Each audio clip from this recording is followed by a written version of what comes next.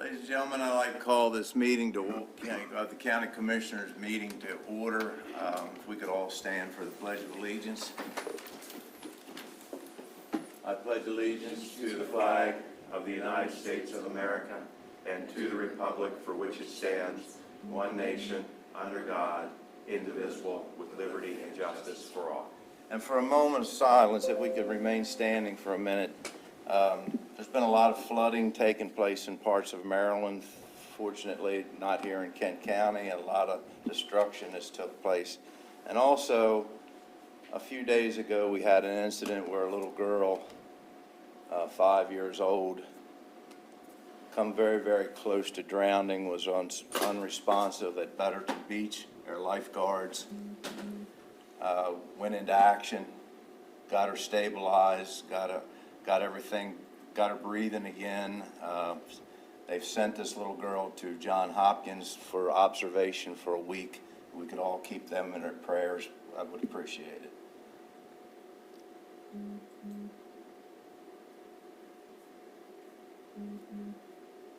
Thank you very much. And we will elaborate just a minute on that little girl. She seemed to be doing well when she left, due to the quick action of the lifeguards. And through our budget process this year and getting ready to open up all these pools and stuff, we've run short on lifeguards. Like everybody else, Ocean City, everybody's had trouble getting enough lifeguards this year. We were no exception. We managed to get enough for the 3 pools we have, and we were going to not have them at Betterton Beach and put some signage up indicating that, and that's happened in the past. Fortunately, Parks and Rec, Jill out there at Parks and Rec is continually looking for lifeguards, and we had enough to put them at Betterton Beach the day before this little girl. So that somebody was looking out for us. All right, meeting announcement. Time is allotted at the end of each meeting for the commissioners to receive comments from the public. We have a list of consent items here. Regular session minutes dated June the 27th, 2023. Liquor minutes dated June 27th, 2023. Chestertown Christian Academy's raffle only, August the 1st, 2023. Bill Mackey, Director of Planning, Housing, and Zoning, has a Maryland Community Development Block Grant, Round 1 Quarterly Progress Report, grant number CV-1-7, and Bill Mackey again with the Maryland Community Development Block Grant Semi-Annual Report for Housing Counseling Grant, Maryland 22 CD-1. And then we have Mike Moles, Director of Public Works, his Environmental Operations Division, Maryland Environmental Service, Midshore 2 Regional Landfill tipping fees. I need a motion to approve. So moved. I have a motion to have a second. Second. Motion and a second. All in favor say aye. Aye. All opposed, the ayes have it. And we have special Class C licenses. We have Rock Hall Lions Club for beer, wine, and liquor dated August the 12th, 2023. And we have Operation Enduring Warrior, Kent County, beer, wine, and liquor application dated July 29th, 2023. Those 2 beer and wine and liquor applications,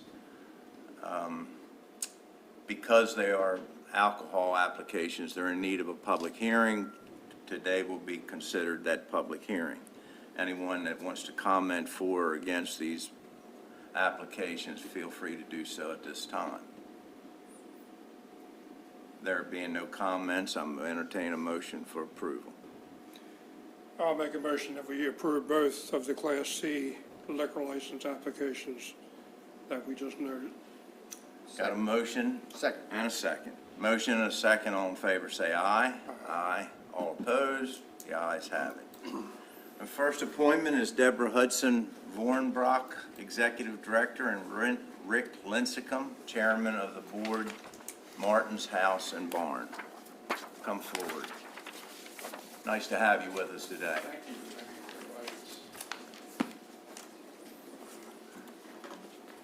Is that a microphone? Yes, yes. We don't have to stand up, right? No. Does everybody have copies do. of the PowerPoints? We do. We will just use that as the sort of, There it is. oh, okay. So we'll walk through that. Yeah. First of all, introduce us. Deborah Vornbrock is the Executive Director of Martin's House and Barn, and has been since 2018, and she was earlier than that the Development Director, 2015. My name's Rick Lincecum. I'm the volunteer chairman of the Board of Directors of Martin's House and Barn, and have been so since around 2020. I've been on the board since 2018 as well. I'm a full-time resident of Kent County since 2014. Deborah's a full-time resident of Queen Anne's County, which was the original Kent County, as I understand it, before it moved across the Chester River and became Kent County. That's important, right? Probably not. What's now Queen Anne's County was originally part of Kent County. It was. And geographically, Kent County See? was larger. So, you know, it and was then a stretch, but Queen we Anne's pulled County it got in. carved out. Thank you for that legal advice. Kent was there first. Secondly, and we are located in Ridgely. We're on a 4-acre campus in Ridgely, and we serve the Mid-Shore, so not just Kent County, but obviously Carolyn, Talbot, Queen Anne. So it is Dorchester. and Dorchester. So we serve. Goes to that second page, which is the history, who we are. We were founded in 1983 by the Benedictine sisters, who really started just to help poverty on the shore, food, shelter, that sort of thing. Did it out of the original barn on the site that we're currently located. In 1991, they were able to raise enough money and get enough support to actually build a shelter, a 12-family shelter on the campus of Martin's, or at that time, St. Martin's Ministry.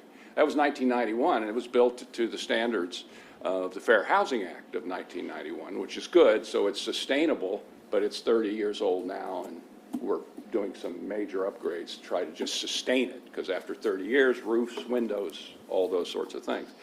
That was in 1991. In 2013, we became a non-denominational 501(c)(3), and so it's completely separate. We still are on that campus. We have a gazillion-year lease, whatever, ground lease for that whole thing. And then in 2019, we went into a sort of a rebranding, because that was confusing to people about the denominational and non-denominational, and came back with sort of the history as sort of the driver, and that was Martin's House and Barn. And so that was the rebranding in 2019. And if I can just insert there really quickly, it was, the sisters were aging. So the sisters, it was actually the sisters' decision to break from both Benedictine and St. Martin's Ministries, because they just couldn't sustain that work. So the sisters pulled out, and they have since moved to Delaware. But part of the rebranding, we kept with the original mission that the sisters had, and keeping the name of Martin's House, you know, for his dedication, St. Martin de Porres' dedication to poverty on the shore. But did need to sort of separate from the sisters and Benedictine. A lot of confusion that we're part of Benedictine and we are not. So. At the same time, interestingly enough, in 2019, 2018 timeframe, we converted from a shelter that was simply for women and very young children to an emergency shelter for entire families, so mixed gender, large families, all in our facility. So that has instituted different fundraising approaches, different demands on the facility, but that's made a sort of a profound difference in terms of going from somebody that might have been there for typically 2 years, a woman, children, try to develop, get back on their feet. Now we're in more of an emergency mode where we're bringing an entire family in, and our goal is to get them resettled and rehoused and move through that in a much shorter period of time. So that's challenging, and challenging on the on the facility. And that decision was made in conjunction with the Midshore Continuum of Care, which is the entity that sort of addresses housing and where a lot of the funding comes from state and federal sources, to address that need, that there was a significant need to address entire family homelessness on an emergency basis. So we didn't make that decision solo, we made it in conjunction with the whole Midshore, which is made up of departments of social services and agencies from all 5 of the Midshore counties. Yes, and so next page sort of talks about the mission and the vision. Obviously, it's to meet the basic human needs. But I think the important thing here is that we need to coordinate with the entire community. Because as you know, people come before you every day, and they come before other counties. We have the federal government, states government, lots of organizations that need to be coordinated. And we fill some of those gaps, and we can support others. They can support us. I think you had some relationships here in Kent County specifically with who you're working with. I think prior to the new funding, some of the ESG fund, it used to be called ESG funding, that came through the counties. When I first started with Director of Development, I think we were getting funding through the commissioners. All of that funding came through the commissioners, and we were getting the Kent County portion and the Caroline County portion for, I want to say, about 3 or 4 years. Some of it started just as I was starting, but then Midshore Behavioral Health took over that funding, and the funding stopped coming through the counties, and it went through Midshore Behavioral Health. And so, I mean, but we are still supporting Kent County in the same way. We work very closely with the Department of Social Services here, and I feel like we do represent Kent County on the COC based on that past sort of history that I'm not sure how it developed. It was before my time, but we were working through the commissioners with that, for that ESG funding. Well, and then we also have a separate piece that we, the county commissioners, fund each year. And that's Right. been going on as long as I've been here, which has been a And we're long very while. grateful for Yeah. that. That's actually the very, I think, if I'm not mistaken, I guess, other tning maybe Chesapeake College, I would say on your behalf that that's probably one of the, if not the only one of the few outside agencies outside of Kent County that's been in their budget as long as I've been here, and longer probably. And I told some people this one time at one of your fundraisers that I've been through a bunch of bad budgets where things were awful tight, and we had to cut, even to where at one time, we took pay away from our employees, like 2%. But regardless of whether it was Democrats or Republicans sitting up here, no one ever suggested that we cut your funding, which I think says a lot That about your says program. a tremendous amount, which takes us to the next page, which is to tell you how grateful we are for that support, and to just update you through this about giving you justification to continue that loyalty. We really, really appreciate it. And we are going through some changes. We want to always keep you aware of how important it is to continue your support. So thank you very, very much for that. Thank you. Yeah. In terms of what we're providing and what we've been doing for 4 decades, we provide services year-round. One of the things that does set us apart, we're not seasonal in terms of our shelter. We're 24/7 in our shelter. So we don't bring people in for the evening and then they have to go out or come back. That's a unique thing because we have this facility. Of course, has to be maintained and sustained, but and staffed. But that is a differentiator. So you'll see when people are not available for shelter in the winter or in the summer, we are. And so I think we dovetail with the needs and the other services that reside in the Midshore.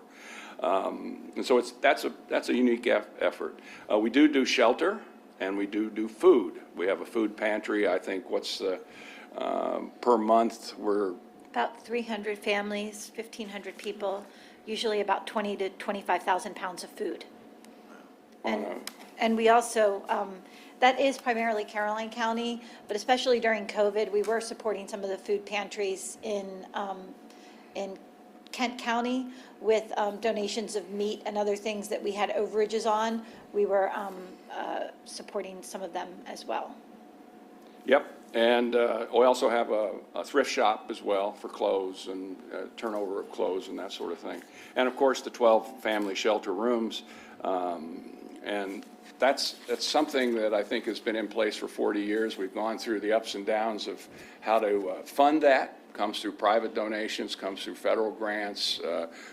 Great things. The Hill family, for example, is coordinated a protein effort where he gathered together with a number of farmers on the shore and provides chicken on a monthly basis to go into our food pantry. So the point is, we're reaching out to multiple entities for this. It's not, so funding is not coming from one place. We're looking for grants.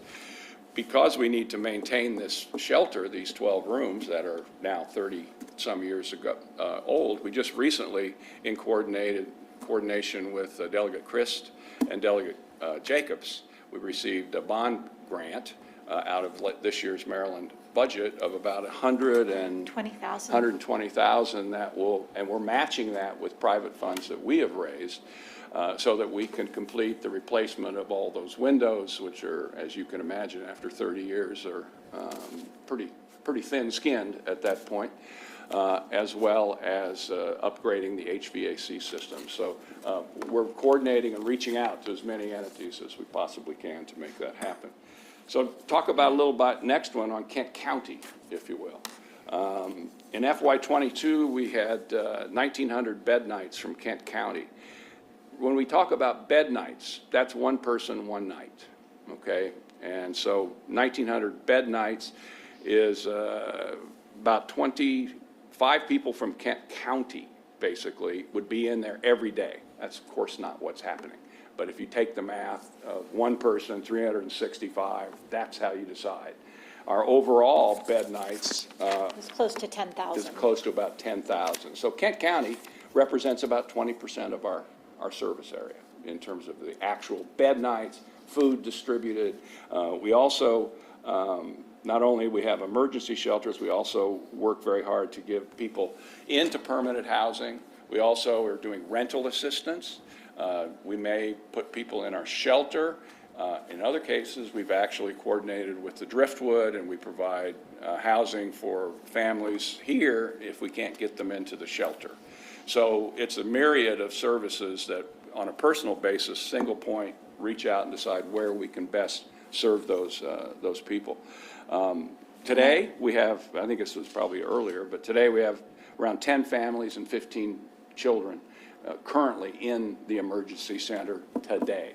And we have one of our units that are closed for renovation that hopefully comes online In the next 2 weeks. next 2 weeks. I So, hope. yeah, and we have a waiting list continuously trying to bring people in. And so doing these renovations and with the funding that we get, our capacity could then go up to another 10 people or something like that if we get to the full capacity. So, Kent County represents about 20%, and that is in all areas of the service. In summary, we provided shelter to some 40 people in Kent County for FY22 in some form, whether it's in the Driftwood or whether it's in relocation, whether rental assistance. We do all of those things.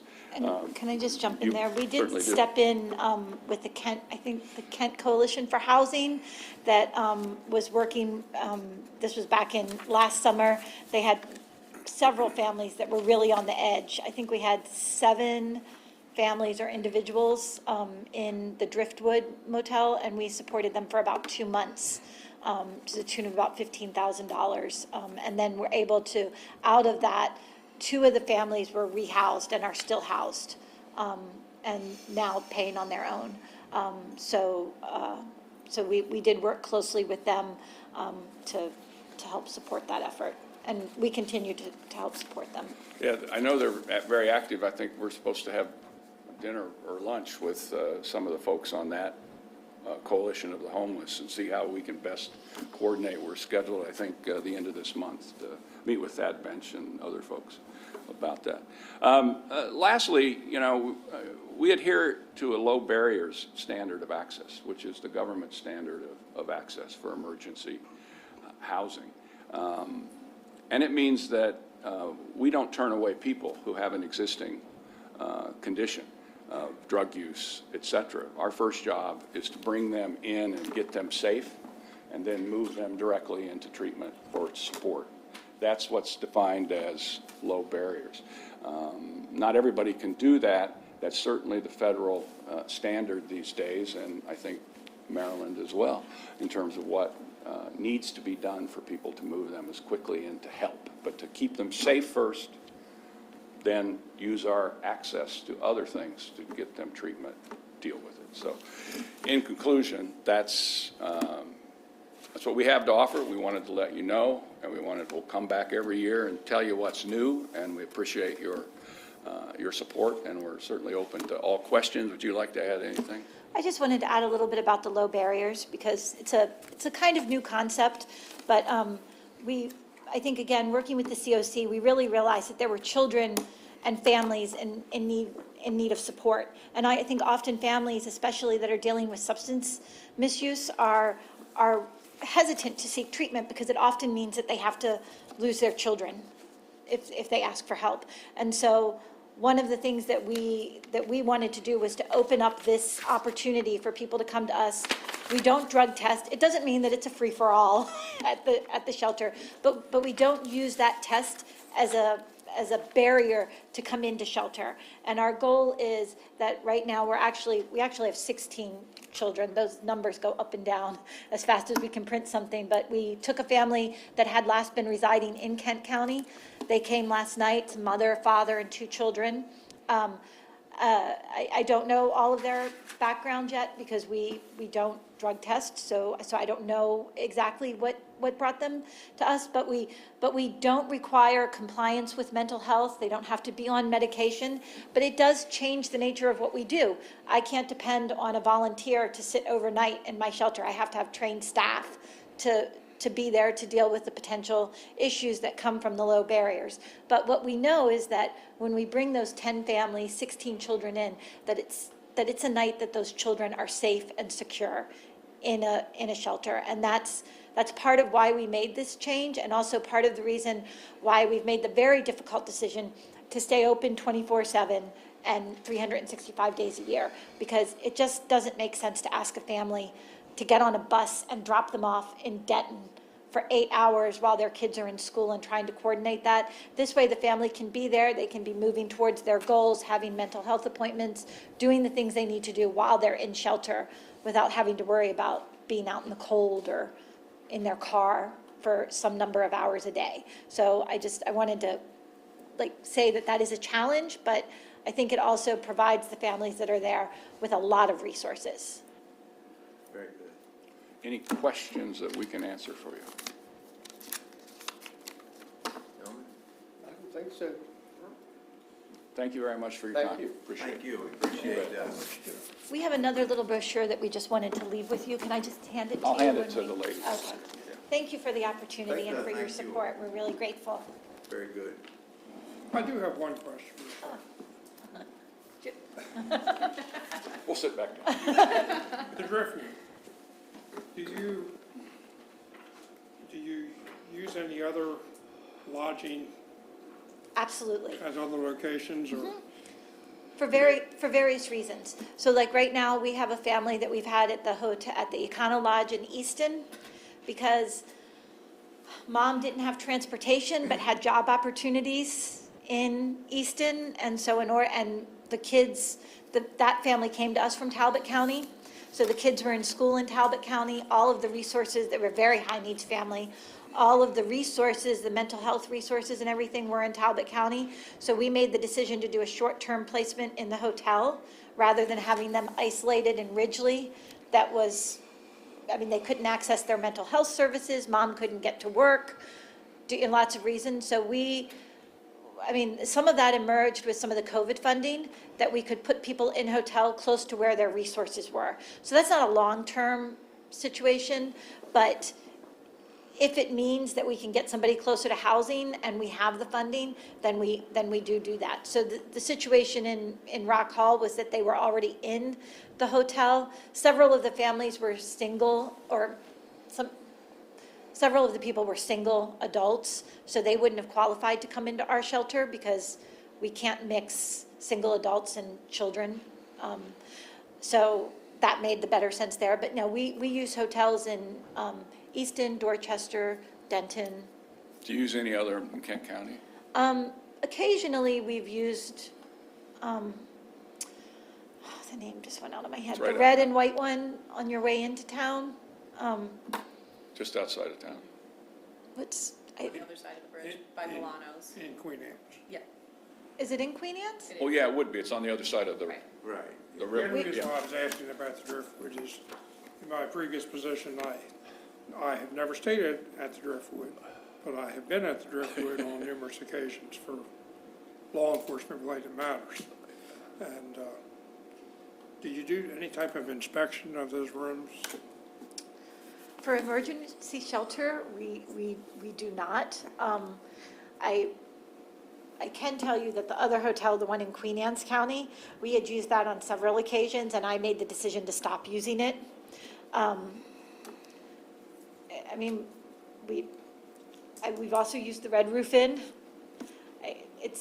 I don't know, it's a toss-up.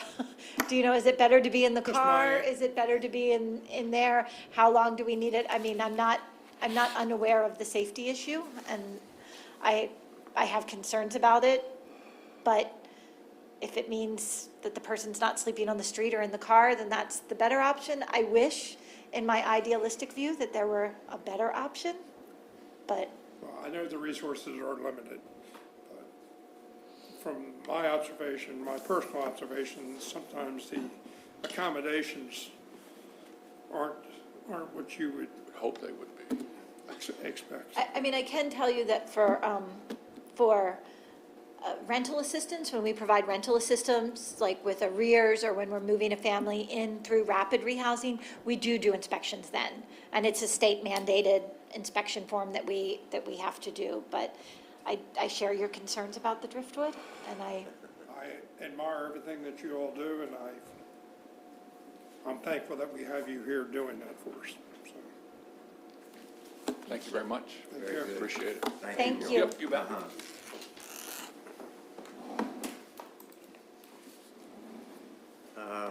Brian DeGregory, but I don't see him. Someone from Brian's office here? If not, we'll move on and come back later. I spoke with Mr. DeGregory yesterday on a matter completely unrelated to this, and I do know that he was scheduled to be in court this morning. Okay, So that could explain it for another matter. okay. well, he's basically asking for a approval of the grant that we authorized him to apply for. Correct. Is there really a need for him to be here to, In case you have any questions. Oh, So if you no, don't it's have just a- questions, I mean, we already authorized him to apply for the grant. It Correct. seems Yes. like they received the grant, so I don't have a problem making a motion. There doesn't appear to be any county match to this. No. I don't believe that there might have been in the benefits.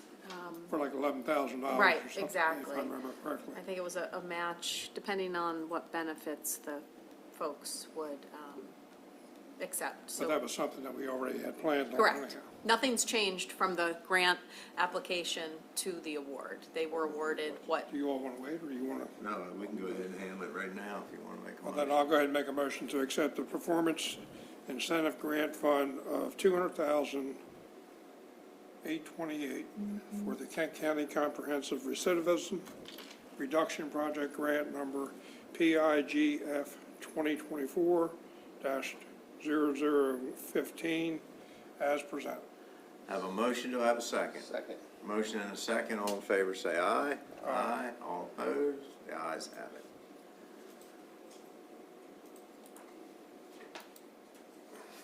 Ms. Bonnie Pearsall, Inspector for Kent County's, Kent Alcohol and Tobacco Enforcement Officer, and she's here for a license update. Yes, good morning. Good morning. I just have one license update. There was a letter or a notice, letter of a notice issued to a licensed establishment for an incident of underage drinking. Although the license of the establishment are not currently being cited for the underage drinking event, the letter issued serve as notice of the seriousness of the incident. The license bear a responsibility to ensure the lawful consumption of alcoholic beverages. A copy of the establishment policy or practices that addresses proper oversight and compliance going forward was also requested.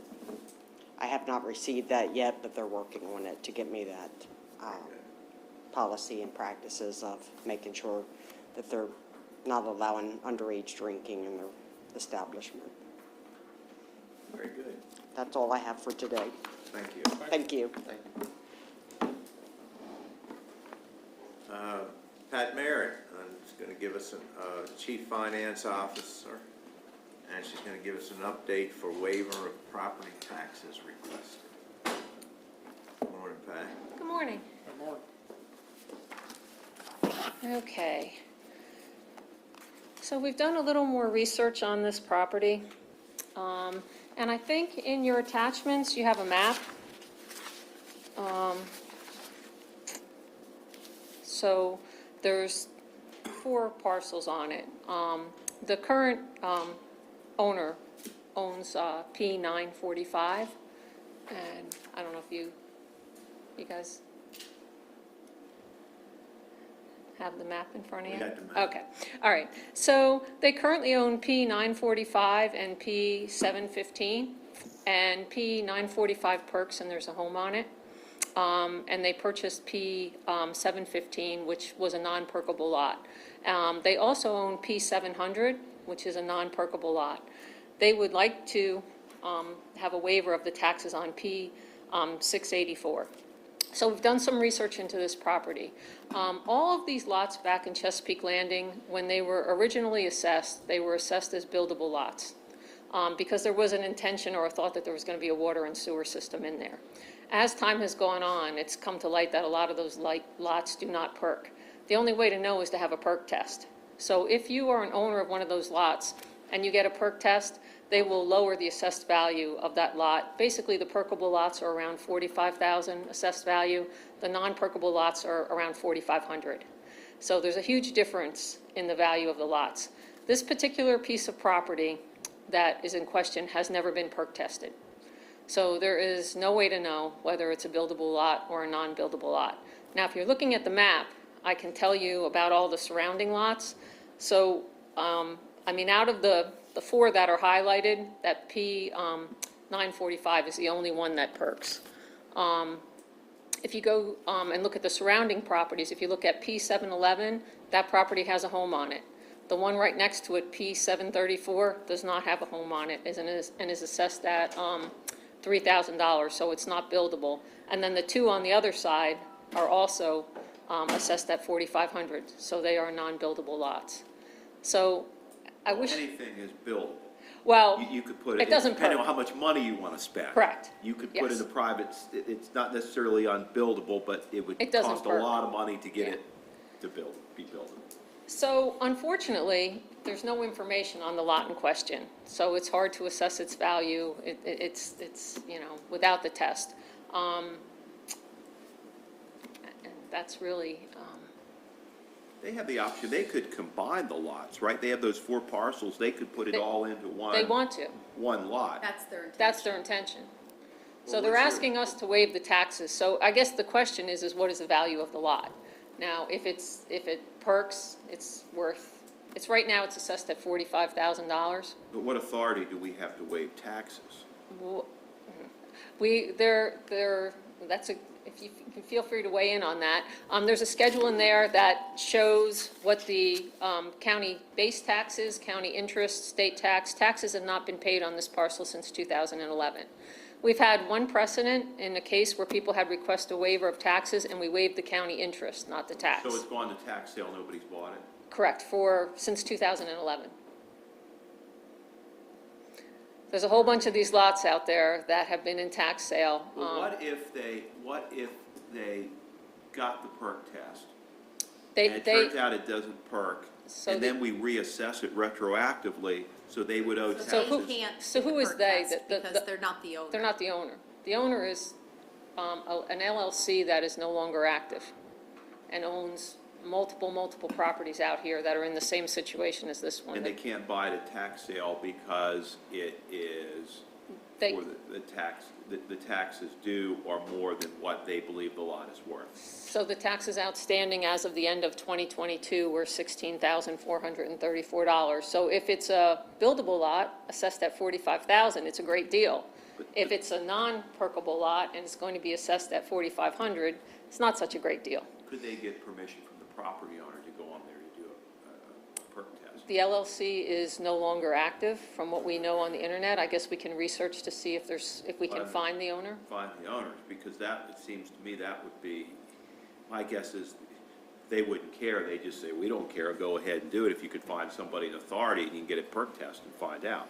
We But I don't want to mean, waive the so- taxes on a lot that turns out to perk. So it's $400 for the application plus the cost of the backhoe. So I'm not quite sure what the total cost of the, My understanding is the total cost would be about $1,100 or $1,200 for a perk test with the backhoe rental. In the past, the county has waived the interest, we've only done it one time, and we waived the interest. and there was a good reason for that, similar to this particular situation. At our last meeting, we had a fairly lengthy discussion about this, and after hearing a lot of input from our veteran commissioner, I'm trying to be nice. Yeah, I know. Nice way of calling somebody an old man. Experienced. I'd like to make a motion to reduce the county interest only on lots 533 and 534 located in Chesapeake Landing at Leopold Road, Chestertown, Maryland 21620, and to include the property in the next tax sale in May of 2024, At the reduced amount. Okay. minus the fine, or the interest that the county is put on there, which if I remember correctly from our last conversations, it's like $6,000 in property tax, $8,000 Correct. in interest. Yes, and there'll be another year on there when it goes to tax sale in May, but it'll be in the same ballpark. And I think that's consistent with what the county has done with the other properties, or at least one other property. Correct. That makes sense, because But waiving actual property taxes, if we're going to start doing that, I want to make a motion to waive my own taxes, if I can. You might not get a second. That's just a joke. That's a little, you extend it to everybody at the table. I'm just kidding. Of course. And with that, if we put it in tax sale, even if these particular people who are interested decide it's not low enough for them, it may be for somebody else at the lowered amount, so. But on this particular property, I'd rather see it be used for something or cleaned up, and as opposed to just letting it sit there. It's been sitting there since 2011. And we are, Correct. and we will get some money out of it instead of So, getting nothing. if it's on the tax rolls at $4,500, we're gonna get about $46 in county taxes. If it's on the tax rolls at $45,000, we get about $460, so it's, Yeah, that's what but it would take it in the right direction. I got a half-acre lot back here. I don't know whether I could find it, but it's back there somewhere. So I think my taxes on that little property are $58. It's a half acre on a corner there, but I don't think it perks, and I guess it doesn't. Yeah, But there's plenty of that back there. But anyhow, we got a motion. Do we have a second? Second. Got a motion and a second. All in favor, say aye. Aye. All opposed? The ayes have it. Thanks, Pat. thank you. And then you got another. I have one more item, and that's the financial statements through the third quarter of the year.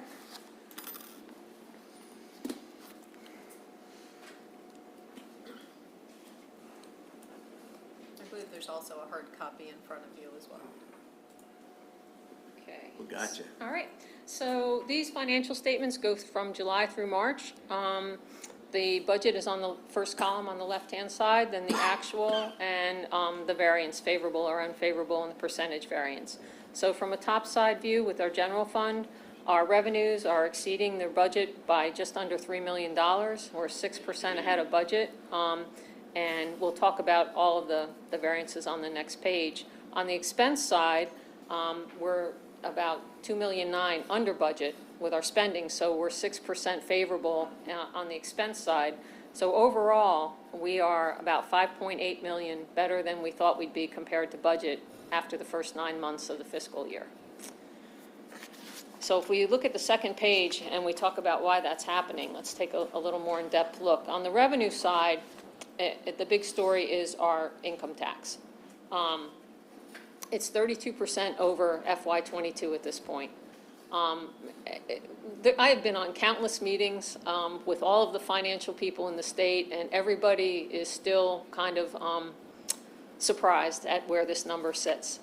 You know, we've been talking that, you know, when we come out of COVID, that we would see a drop in this number, and it's just not happened yet. In fact, it's going in the other direction. The number's going up, not down.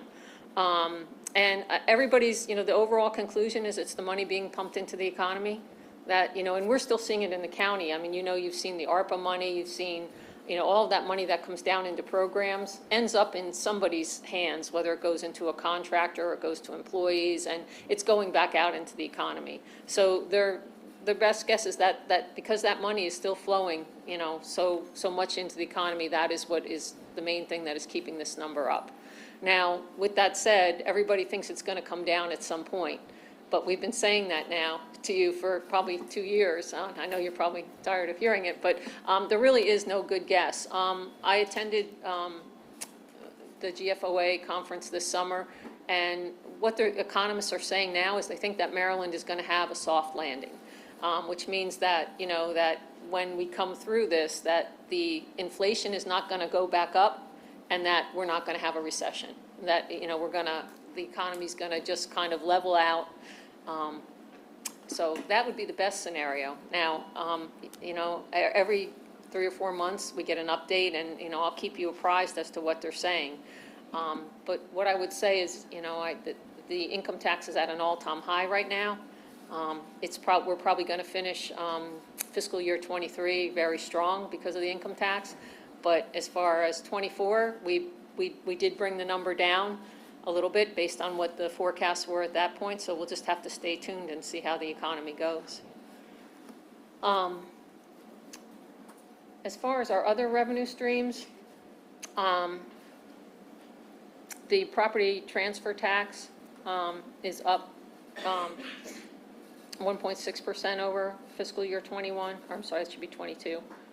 Our interest is also way up, $327,000. Again, interest rates are up and rising. We expect that number to finish strong. Our service charges are up. And on the negative side, the property transfer tax and the recordation, we continue to see drops in those. The property transfer tax is 40.5% lower than it was last year, and the recordation is almost 37% lower. So, and that reflects the housing market. And, you know, I think we're still going to see a little further decline in that. But this is just a correction of Yes. last couple years. Oh, yeah. You were in here talking about how we had only budgeted a certain amount for the property transfer tax and recordation tax, and then the housing took off, and Right. it was much higher than we anticipated. Now it's just probably back to where it was. Correct, it's leveling out. Yeah. So all of those factors lead to our 2.9 million favorable variance there. So on the expenditure side, most of the favorable variances in salaries and benefits. You know, we continue to struggle with recruitment and hiring and retention. We also have a favorable variance because of the CORS. We had originally thought when we struck the budget for this year that we would have to make the payment for the entrance into CORS in this fiscal year. but we don't have to make it until December. So it's, we're seeing a favorable variance there, but it's really just a delay, and that's included in the '24 budget. So we thought we would have to pay it in June, and we don't have to pay it until December. And that Coors again, gentlemen. That's the correctional officers' retirement Right, system, right, so that's right. the buy-in to Yep. the system. I got Other than that, if you look at the third page there, all of the favorable variances are in full-time salaries and benefits. The largest recruitment areas seem to be roads, EMS, recreation, and the detention center. We've had the most vacancies there. On our operating expenses, we're seeing $525,000 favorable variance there, and you can see the departments where that is occurring. And in our contingency, we're about $250,000 favorable to that line item. We haven't been spending our contingency, so we're in good shape there. And our transfer to other funds are also favorable, a little over $210,000. Now, the contingency, Pat, that 200, what we budgeted for? 400. Okay, now, is that, we've spent that out of it already? So if you look, so we, at this point of the year, out of the 400, for 9 months in, we would have thought we would have spent 300 of it if we were spending it, evenly. And so we've only spent 46,000 as of the end of March. So out of the 300 we thought we would have spent through the first 9 months, we've only spent 46. We have 400 in there for the whole year. Okay, So, yeah, we've really not hit it very hard at all. so we got some money there if something comes up that we want to try to do with, Absolutely. Yeah, I got you. Yep. Right, and remember, this is last year's report, so it won't be too very much longer. Pat will be in here with the fourth quarter of the fiscal year. Right. But as of So this is what's left in last year. Last. This was as of March. Right. Of As of 23. March. But Okay. as of last week, $200,281 has been earmarked in contingency. I don't know where we'll end for the actual expenditure, but about half of it was earmarked for items at year end. Okay, and so that's the general fund. The next page is water and wastewater services. Here, same format, budget is the first column and then the actual. Our subsidy percentage overall is at 27.3%, which is favorable to the budget of 30.7. We're seeing favorable variances here in our revenues and in our expenditures, similar to the general fund. So on the revenue side, the favorable variances are mostly in sales of equipment and allocation fees. And on the expense side, the favorable variances are mostly in salaries and benefits again, and that's, we've had some vacancies out there also. And I think those are the main factors that account for that favorable position. Any questions? Oh. Okay, so the last financial statement that you have is the capital projects fund. In fiscal year '23, we budgeted for $8,256,000 of capital projects, and so far, we have spent a little under $3.6 million. I think we're pretty much done with the Kent County Public Schools projects, which are the largest portion of this budget, at just a little over $3.2 million.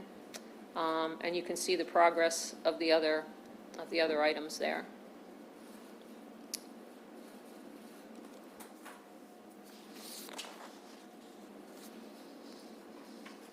Okay, and that would wrap up my presentation unless you have any questions.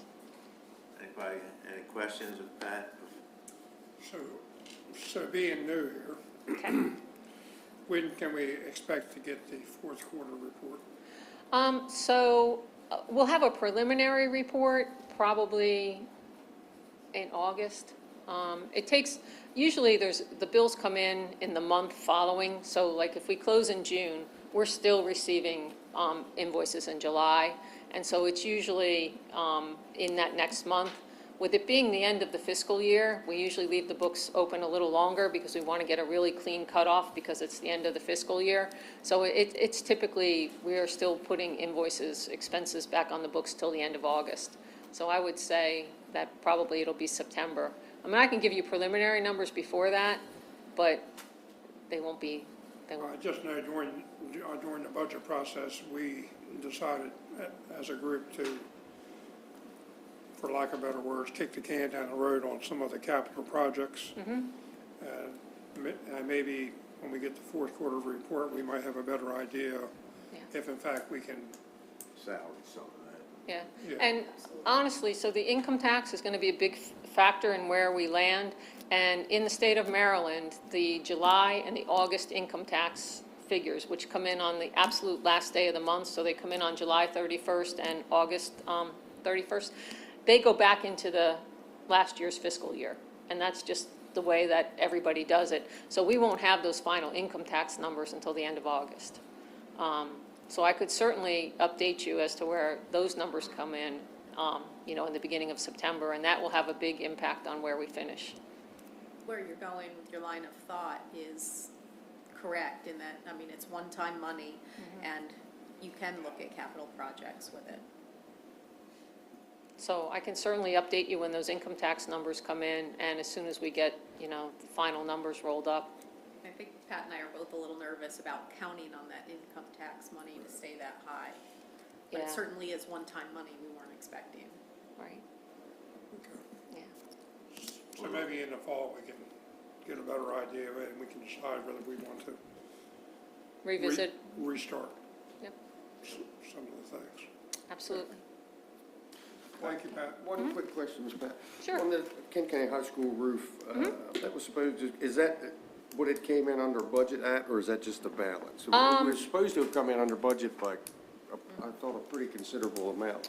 So I'd have to double check and see if we had all the invoices in at the end of March when we issued these statements, but we were fairly close. I can get an answer to that for you and send you an Okay, email I was later in just the curious. day. Thank you. I think there may have been a few straggling bills still coming in. It looks like it, because it's not the number that we were Okay. told it was going to be. Okay, I'll find out for you, though. But that project is I think pretty it's much- complete at this point, It's complete. yeah. Very good. I'm almost positive, so I can send you the figures on that. Very good. Okay, thank you. We have our Public Works Director, Mike Moles.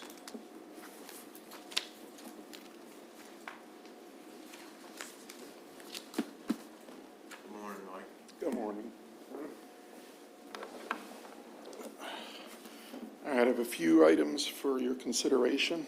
The first one on your agenda, with the start of the new fiscal year, we've got to renew some contracts. We're looking for approval and signature for a contract renewal and change order for janitorial services agreement with Central Services. We've had the initial contract back in June 2022, and it can be renewed by mutual consent through 2025. The contract also includes a change order for cleaning services that were requested from the Kent Family Center.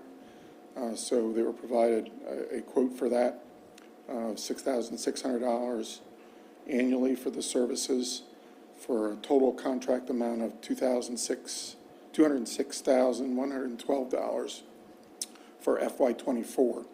It's an overall increase, including that $6,600, of $21,802 from the FY '23 contract. One of the big impacts they ran into is the minimum wage increase impacts them. Any questions on that? Mike, I had a question. I don't know how to put it together, but I thought I'm sure there's an explanation for it. I just ain't smart enough to figure it out here. But I think I saw where the former contract was $196,000 or something. Okay, $199,512. Okay, and it was gonna go up $6,600 to make it $206,000, right?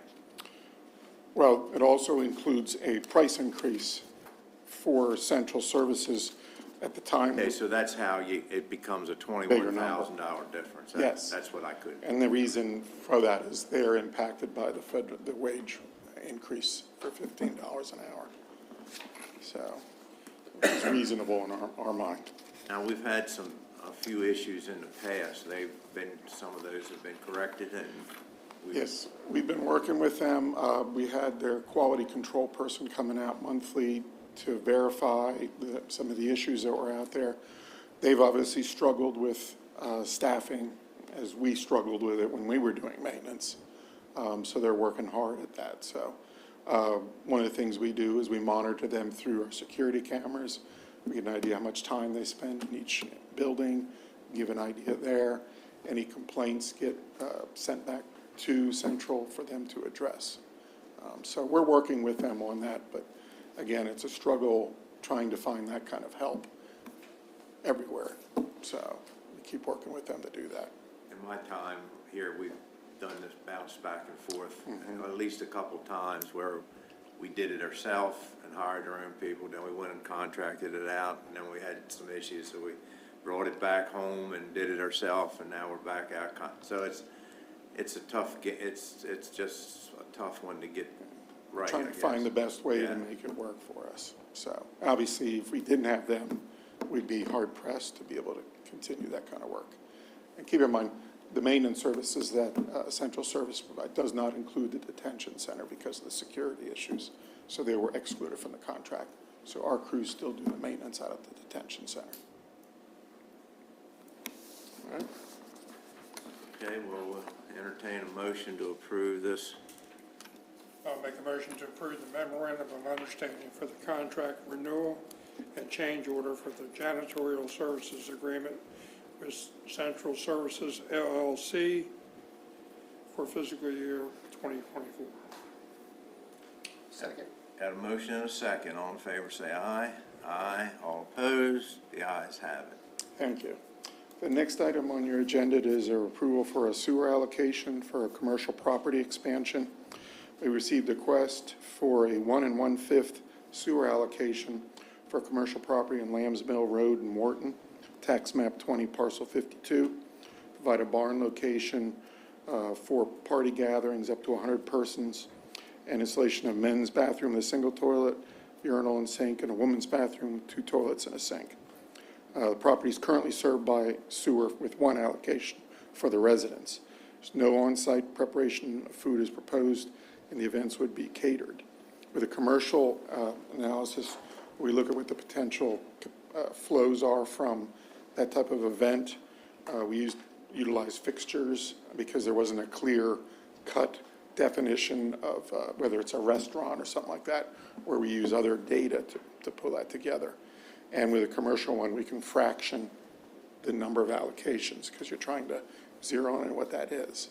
So we came up with a backup for that, which we provide is 1 1/5 sewer allocation, which would be a fee of $14,160. And then in accordance with our policy, the user fees are charged at half EDU increments, so that their quarterly fees would be based on 2.5 EDUs in terms of their regular payments. Any questions on that? No, I'd like to bring up one, I think, while we're talking about sewer allocations, I'd like to, I mean, we had that Brent Nelson issue out there on 291. I was convinced that at the time that we could give it to him then. Went to the planning commission, they didn't have a problem with it. You've dealt with the state, and it's been a year and a half. I think everybody's had plenty of time to say no, and I haven't heard anybody say no. So I'd like, when we do this motion, I'd like to entertain that we combine it with him as well and issue both of those allocations. I think, so Mike, you can definitely talk to this a lot more in depth than I can, but I think MDE has said that they want to see a wetlands delineation, and that's where it is. Well, that's got to be done before anybody builds on anything. That's not what we asked them. We asked them if they had a problem with awarding an allocation based on the fact that there was improvements made on that lot, which points out in the governing piece of paper that governs that system, is that if there was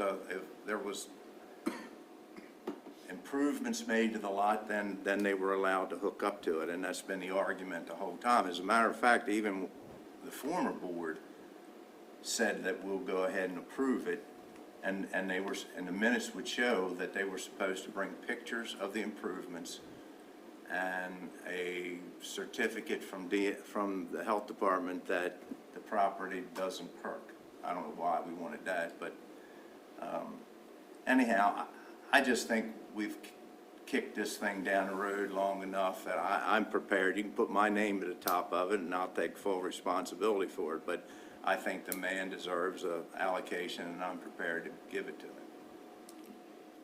My suggestion would be to separate the two allocations because they're two completely separate issues. If you're going to We have your can do motion that. on this one. That's fine. The other one, really, we spent a lot of time researching that, trying to find, justification for going through that. And because of the commissioner's approved comprehensive water and sewer plan, we're following that guidance and those requirements for that.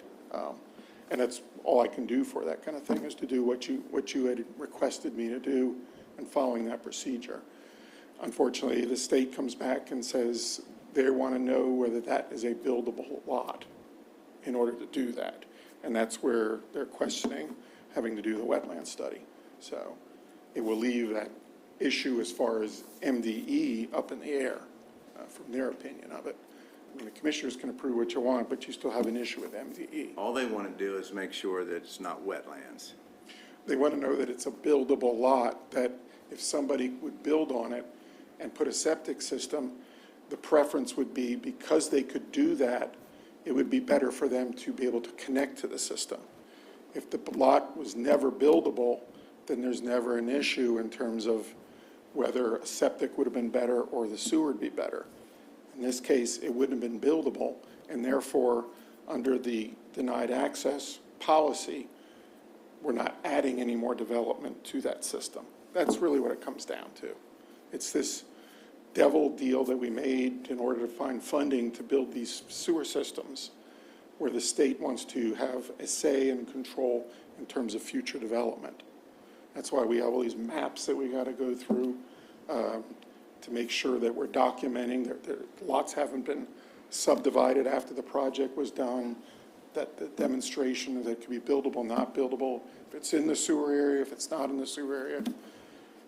I spend a lot of time going through these projects, especially with the demand for new housing, people looking for lots, requests. We've dealt with Tolchester. We've got places down Quaker Net outside of Chestertown where we don't have allocations for the sewer plant where we could connect. And all those kind of things, we have to look at all that in order to comply with the dictates of MDE as well as what we said we were going to do in the comprehensive plan. So that's all I can say. And look, I appreciate all the work you've done. I'm not questioning I know what you you've do. done. I'm I just know. saying that It's me as a frustrating. commissioner, I'm convinced that we can get away with this. Okay. That's my, where I'm, And I'm all, believe me, with and that's what 5 helps years, pay for these things. that's where I'm looking at, is getting more connections, Sure. with the projects we're doing, because that helps keep my water and sewer systems functioning properly. I mean, we were provided with pictures of buildings on this property. I mean, they're, like Tom Mason said, when the law and the statement says that you have to, if you can show that there was improvements made, and I remember Tom saying, well, hell, that ain't not, if he cleared it off, that's an improvement. But in this case, there was a well on the property, there was a building on the property. I'm satisfied, and I appreciate all the hard work you did, but that's where I stand. I think we've kicked it down far enough. But you want to take this one separate, I understand Yeah, that. they're two separate things. All right, so let's take the one in the Wharton area first. I'll make a motion to approve the 1 1/5 sewer allocation for a commercial property located at tax map 20, parcel 52 in Wharton, Maryland. Second.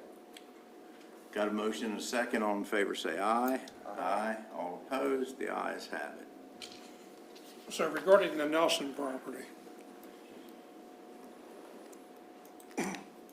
is it a fact or is it true that the county has the authority to grant an allocation contingent upon the MDE inspection or, you know, whatever they have to do. When you send this through as an amendment to the comprehensive plan, the commissioners approve it, but then MDE also has to approve it. So this would be, what we submitted was an amendment to the comprehensive plan for this lot. MDE has come back and said, our comment at this point is that we feel that a wetlands analysis would need to be done to determine whether this lot was buildable or non-buildable before we make a decision. And it had the wetland, obviously it's the property owner's responsibility to do the wetland analysis. And that hasn't been done, so we haven't been able to respond back to MDE with this project. It's not just the county that has the ability to just say yes or no. It's the county and MDE. If you remember the back and forth we went with the campground down there in Bay, down outside of Rock Hall. I was back and forth for a couple of years fighting with MDE in terms of that. Cackaway, that was another one where they get involved in this thing, both not only the Department of Environment, but also planning, MDE, MDP. So it's not always our choice of what we want to do, it's what they want to do. So But we there can are, say- but there are 4 things listed.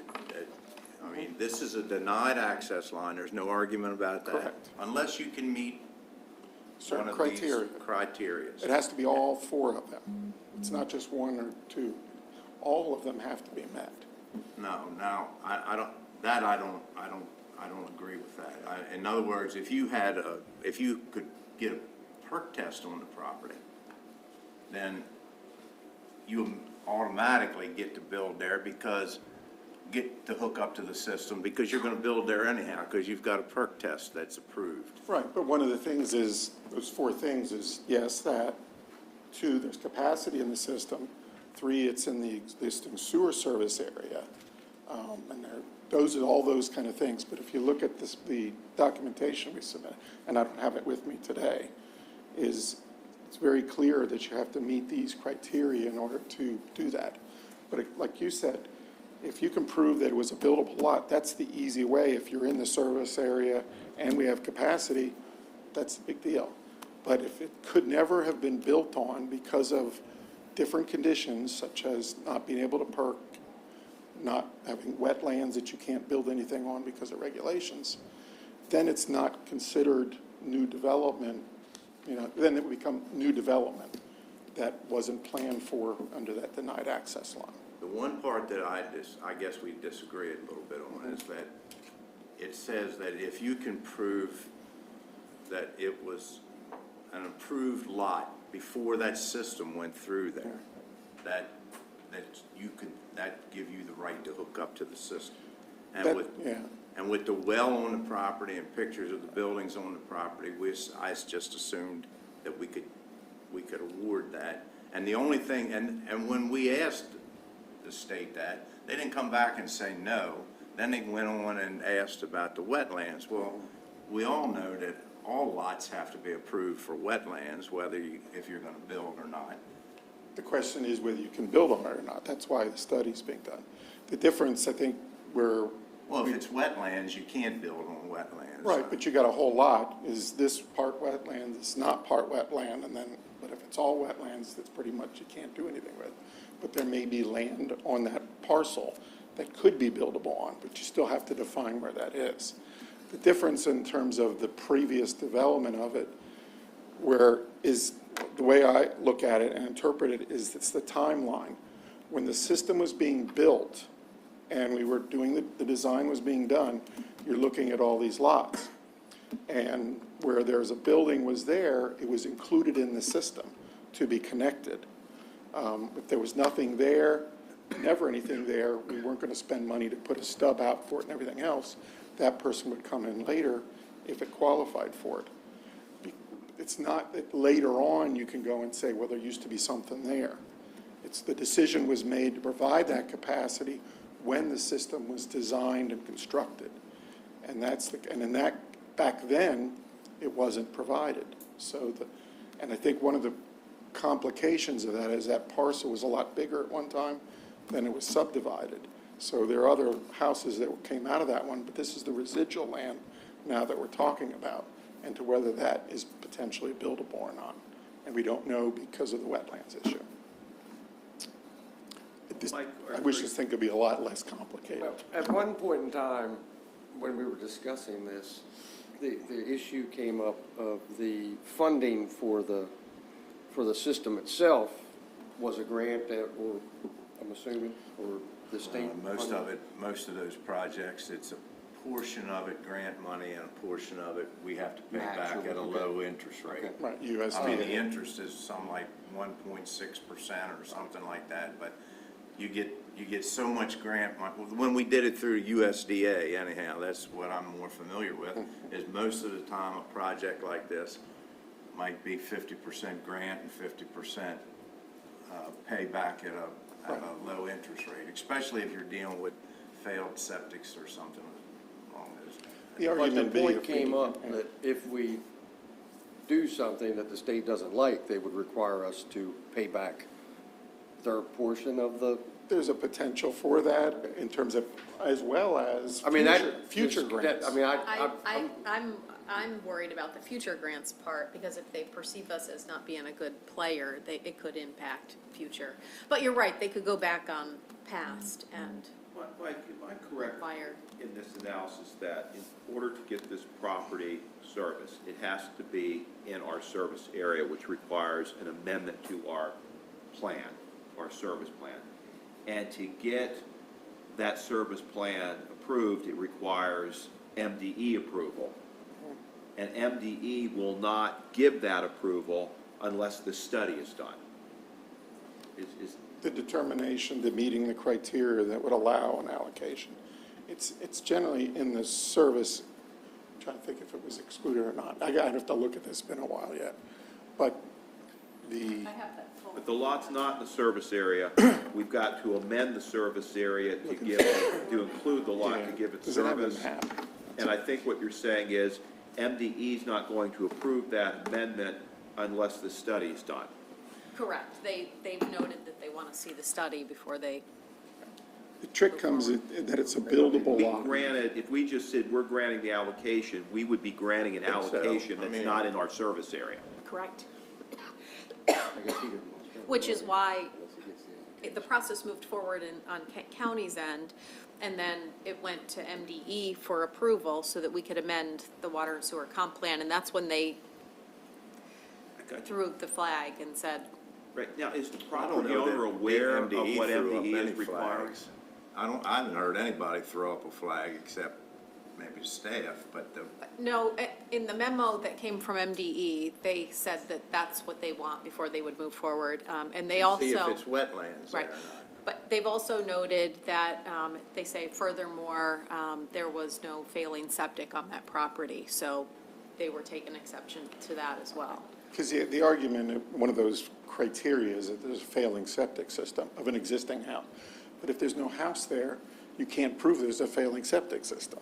So it's, the issue is if you have a house and it's a failing septic system, that you can try to do that. Because you got to look, MDE is looking at how do we improve water quality. If somebody could have built a house and they put us on a septic system, that's less environmentally friendly than connecting to the sewer system. If there's a house that's already there that has a failing system, it's a lot better to have it connected to the sewer system environmentally than let it continue to be a failing system. In this case, we don't have a failing septic system. We have a lot that can't be developed, so there's no house on it to be judged as to whether it should be connected or not. Does that And make is sense? part of MDE's thought process, I guess, are they thinking that because the property has been subdivided, that they've exceeded their, No, Okay. the subdivisions have occurred over time for other Okay. things. Sometimes, even when the project was done, we were previously subdivided when we researched well, how do it. we move, I guess the long and short of it is, how do we move forward to try to Well, to try to help Mr. Nelson and the county with the hookup. Well, the way that has sat is that in order to respond to MDE and their comments of the amendment that we submitted, and, you know, I put all that stuff together to do that, I've been out to the site, everything, put a lot of time into it, is that they want to see whether that property could be buildable or not buildable. And you have to do a wetland study. Is there logic behind it? Because if it was all marsh, then nobody can build a house. So that hurts their argument. If there was a room that you could build a house, potentially to do that, then it's another thing. So that, I guess, would be So, on, and that's, I don't mean to interrupt, but so we could, you're saying we could approve this contingent on him having to delineate, the property delineated? Well, ultimately, the approval that you're doing now is approval of the amendment to the comprehensive water and sewer plan, which we haven't gotten to yet because we have to get MDE satisfied. So even if you approved an allocation, you still need to approve the amendment to the comprehensive water and sewer plan. but we can't do that until MDE. Yes.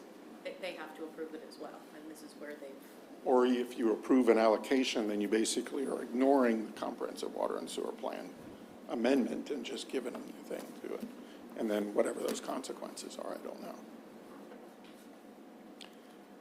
I don't like it either, but No, I'm not- following the rules. No, I and mean, philosophically, we're 100% all on the same Yes. page. It's frustrating. So to move forward, then, we'd have to get Mr. Nelson to do this Wetlands. wetlands delineation. Right. And we sent him a letter, he's aware of it, what needed to be done, the comments and everything. And I think that's where it's at. So in order for him, and even if he wanted to build a house, he'd have to do that anyhow, at some point in time in the permit I would process. in theory, yes, I guess. That's somebody else's problem. Yeah.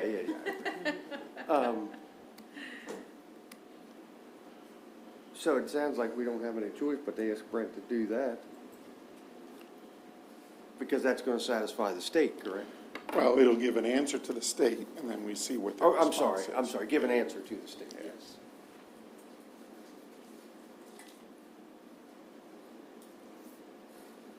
What, Whatever you want to do. you know, what is involved in that process? Not really, just most of the time there's people that do that work and they'll do delineations. They delineate the property for wetlands. I mean, I've had to do it with a couple pieces of property. They go in there and they look at the type of vegetation and stuff and determine whether it's wetlands or not. It's really pretty inexpensive to have it done. Surveyor does the survey in general, they get a wetlands expert to assist them to identify that, because it is a lot based on plant species. Yeah. I mean, I guess you could get it done. I just read it a little different than everybody else, I guess, because I think, and I know in the past, if somebody could prove that they had a home on that property before that system went through there, that they got a right to hook up to it, and that's, If I could just say, from my point of view, this is an entitlement process. A property owner is looking to entitle their land, it adds value, it adds functionality, and if all of the players who grant that entitlement, including the state, are not on the same page, it's not really an entitlement that the property owner can utilize. It really, you have to have everyone lined up to agree, including the state, for it to be usable, if that's all. so we want to, I don't have, I mean, I'm a little hesitant to act on this right now without, because I don't want MDE upset with Kent County, especially with some of the future stuff that we have going on up there. That's my I mean, only if it's- hesitation. I mean, if it's not a big deal to have the study done and furnish MDE with that report, I would ask Brent to maybe think about doing that. that part's, I don't care. I mean, if that's what And if he needs to be does it, done, but, and they come back and say, he's good to go, well, I'm okay giving him the allocation. Absolutely. And can we send him a letter telling him that the next step is to have the property delineated? Oh, I did that probably a year ago now. Just under a year Yeah. ago. So he's well aware of it and everything. He just has to hire somebody to do that. Okay. You know, we had, Can we send the updated revised letter saying that basically the county is willing to give him an allocation, if that's what he needs, but he has to complete the MDE? yeah, I could follow up with an email to him just to see where he's at. And So if So he knows that we haven't forgotten about it. MDE approves the amendment to the plan, then he's good to go with the allocation. And Right. we can let him know that that's what the commissioners are inclined to do. That If might I- motivate him to. If I to remember move the right, process. the commissioners, it was the last That's board, fine. but they've already approved the allocation. I believe there was a motion and a second with the last board that approved the allocation, and that's what moved this forward in the process. it was a conditional one. No, but a conditional, So right. there's no more So- action needed from the commissioners. As soon as we get this in the comprehensive water sewer plan, we're good to go. Well, they'll have to approve. Approve the amendment. plan. We Approve have to the amendment. Approve the amendment to the plan. Because the last, as I pointed out, the last board made a motion and it was second to, that Mr. Nelson only had to go bring up pictures of the improvements on his lot. Well, he provides some documentation with it, but then we had to do some research to see, because of this whole issue with it being split up, that it didn't, what was there was basically like a chicken coop kind of thing. It was part of an overall property, but that property was split off then for another house that got built on the subdivided property. It's, yeah, really, at the time, spent a lot of time on this thing, trying to find ways to work around it, but it's pretty clear what we got, the hoops that we have to jump through. And I took it as far as I could. It's up to Mr. Nelson to do the wetlands stuff so I can respond back to MDE. I mean, we had another instance where we did an amendment that we wanted to move an allocation over into an area outside of it. That was a test case, the way I looked at it, because I didn't think that they would let us do it. But the argument we made worked out nice for that lady. I honestly think that, Yeah. and this is just my opinion, but I think the county's got a lot more say in these projects than we're giving ourselves credit for. That's my take. Okay. Because people have said no before, only to find out that that one on Lover's Lane is what you're referring to, and where those people had bought an allocation, all they wanted to do was move it across the street, and we were told that couldn't do it. Went ahead and done it, it was fine. It was right, there was something that was different, out of the box kind of thing, but because there was an allocation transfer there, we weren't adding more development. And the concern was that it was outside of the service area, and they were okay with that, with restrictions put on it. There could only ever be one allocation for that parcel. So, again, it was a test case. We wanted to see how things were floated because. Just we've because seen these things. you have a system and it has a denied access line, doesn't mean that's the end of the world. There's ways that it can be gotten around if you meet the right criteria. If you go through the process, yes.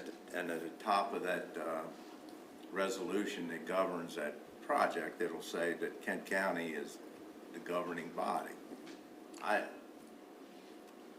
will tell Mr. Nelson to get the property delineated, proof of the delineation, and then we'll try to go from there. Yeah, and if he has any questions, I've had several conversations with him over the period of time.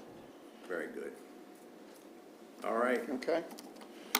All right, the next item on your agenda is another contract renewal.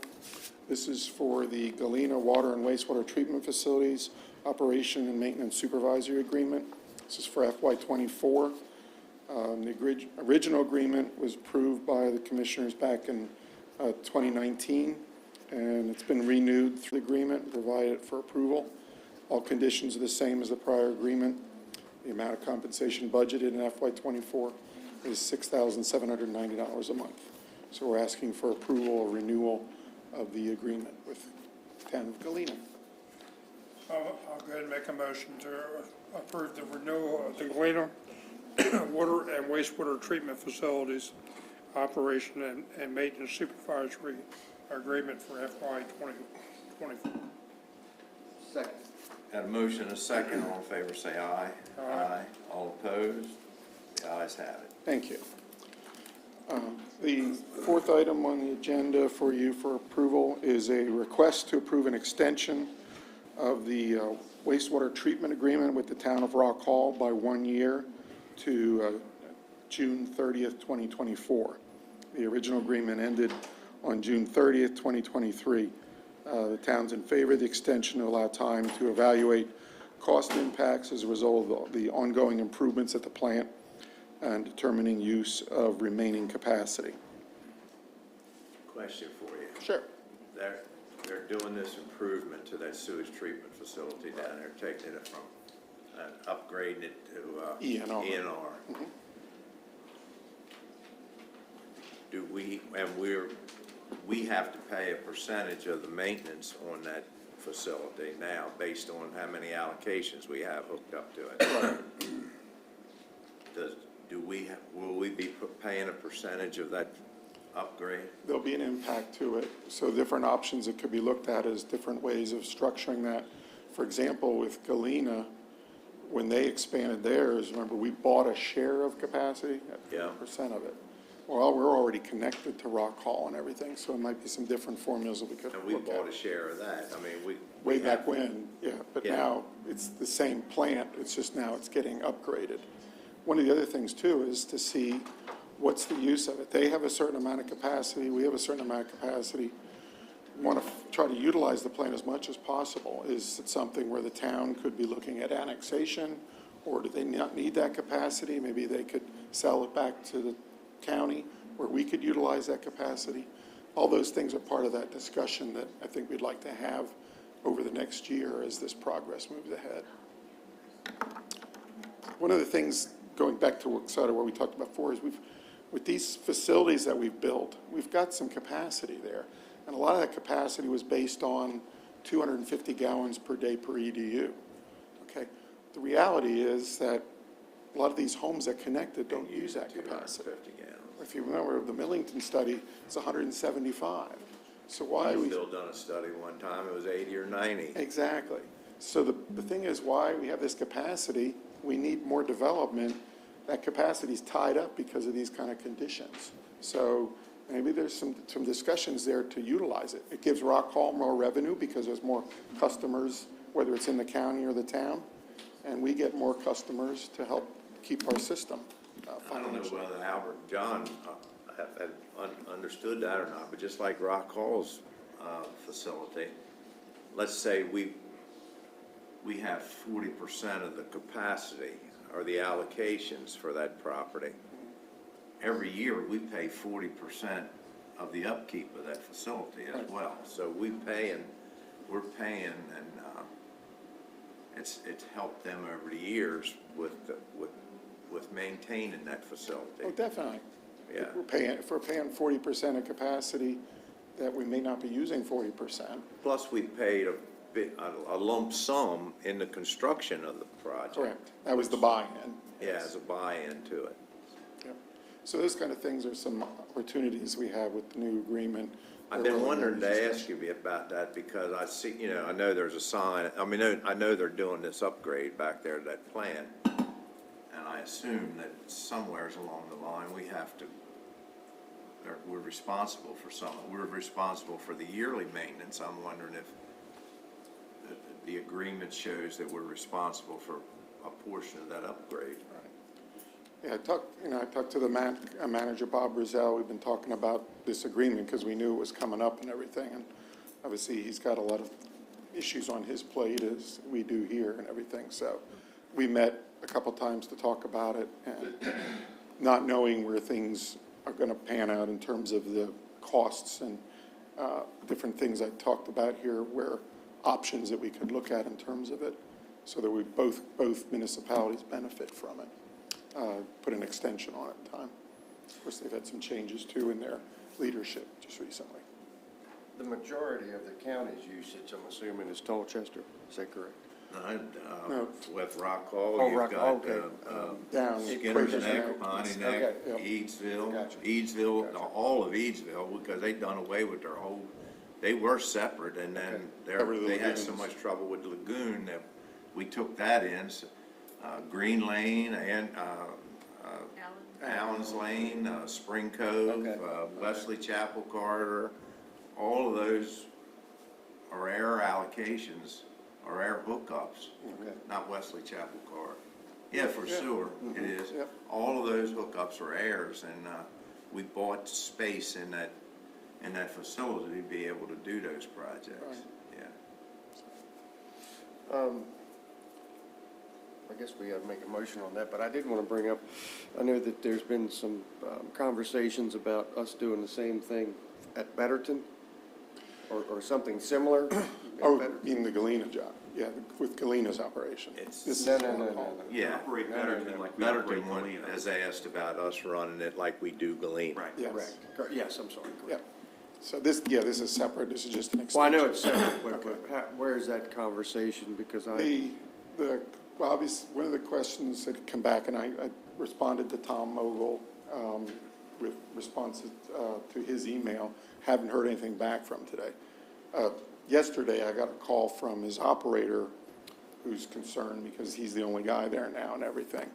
But I think my discussions should be still going through Tom as the manager of the, so first thing we wanted to do, suggested if we were able to do this, is we wanted to operate like we do at Galena, where it's our staff running the plant, as opposed to us giving direction to their employees. And from a superintendent standpoint and a liability standpoint, they can say, well, I don't work for you, and things don't get done right. So the second point would be finding an operator. We would need an operator staff to do that. So, but the operator there now wants to remain in the employ of the town of Betterton. I believe he's moving into a different role where somebody else retiring. So then we're left with the difficulty of trying to hire an operator, which, as Betterton knows, as we know, is very hard to do in terms of where we're at. So that's the concern that we have in terms of taking that on. Is Betterton's operator a licensed operator? He's gotten his license just recently. He had got trained and everything. They were actually using our former superintendent as a consultant for a while, because he was doing the reporting and things like that. But he decided not to do that anymore. So they're down to this one person. So I'm hesitant to want to do it. They obviously have other options. Millington uses a contract company. So they have somebody down there close. They could potentially check on them. MES is another option that could potentially do that if they wanted to. My concern is just having staff.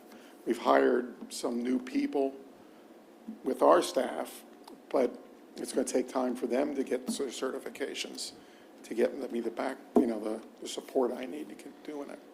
So there's some hesitancy there, because I don't want to take that on and then can't find anybody to help run the plant. Then I'm stretched thin with my resources, because I'm operating 6 plants myself, with our crew. So I can follow up with Mr. Mogul again and see where he's at. But I know his operator's concerned because he's the only guy. It's gonna be hard for us as a county. I mean, I think we need to continue to look at it and see if we can work something. I think it would be hard for us to say, we'll do it for one town, we'll do it for another. That's the only issue I have with it.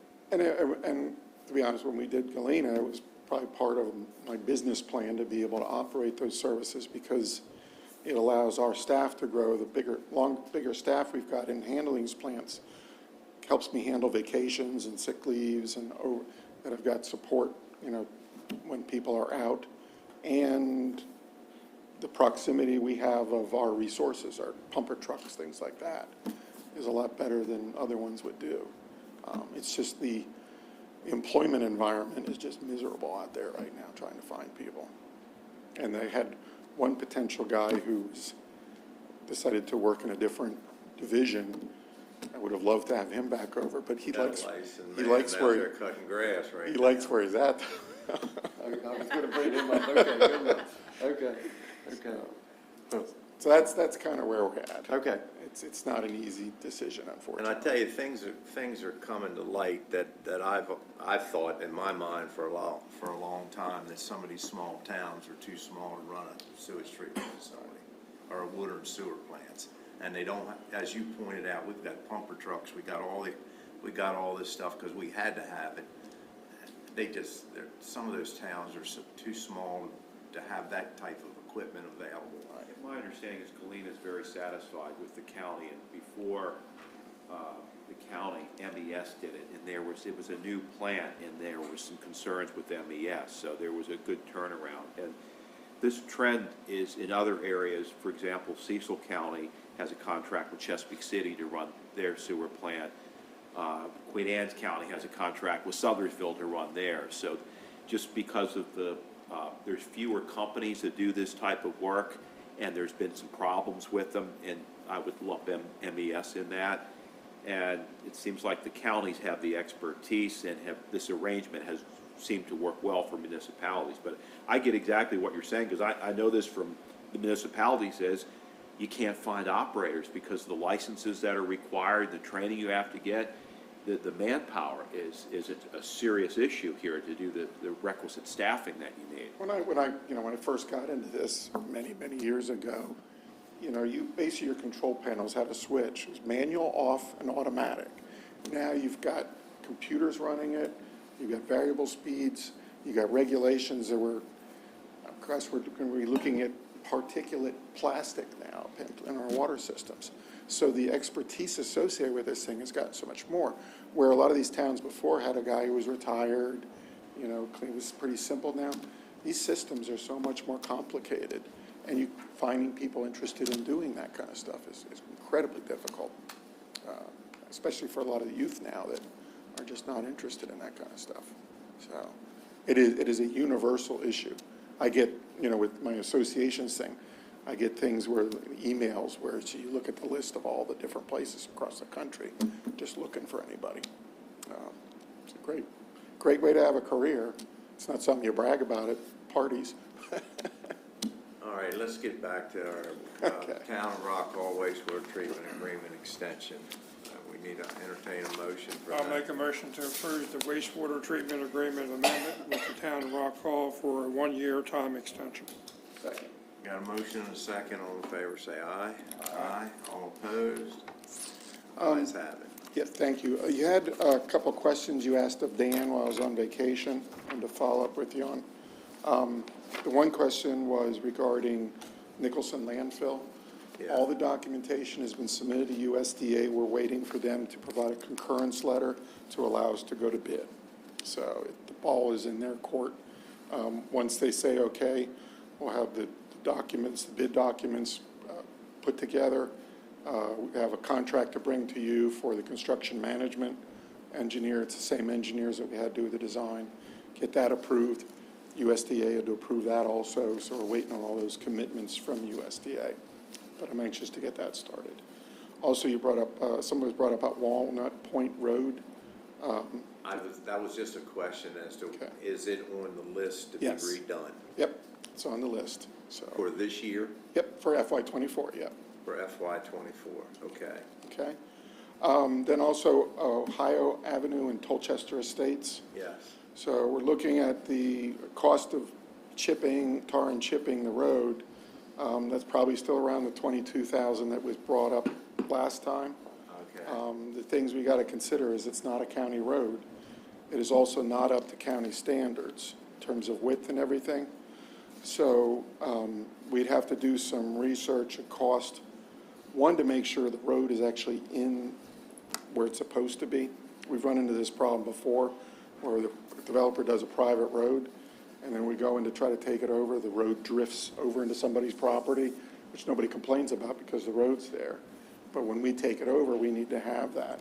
And we have to get written permission from everybody on the road in That's order the to other even thing. consider it. Yes, and because of that, to find that, And if I remember last time when this was brought up, there was immediate pushback from some of the residents there, not wanting to be done that way. They're afraid of traffic. Well, between you and I, the one lady that was in here in opposition doesn't live within a mile of the place and didn't have any reason to be in here opposing it to begin with. Okay. But it was brought to our attention by the Towchester Community Association. Now, if anybody that lives on the road objects to it, that's the end of it. Right.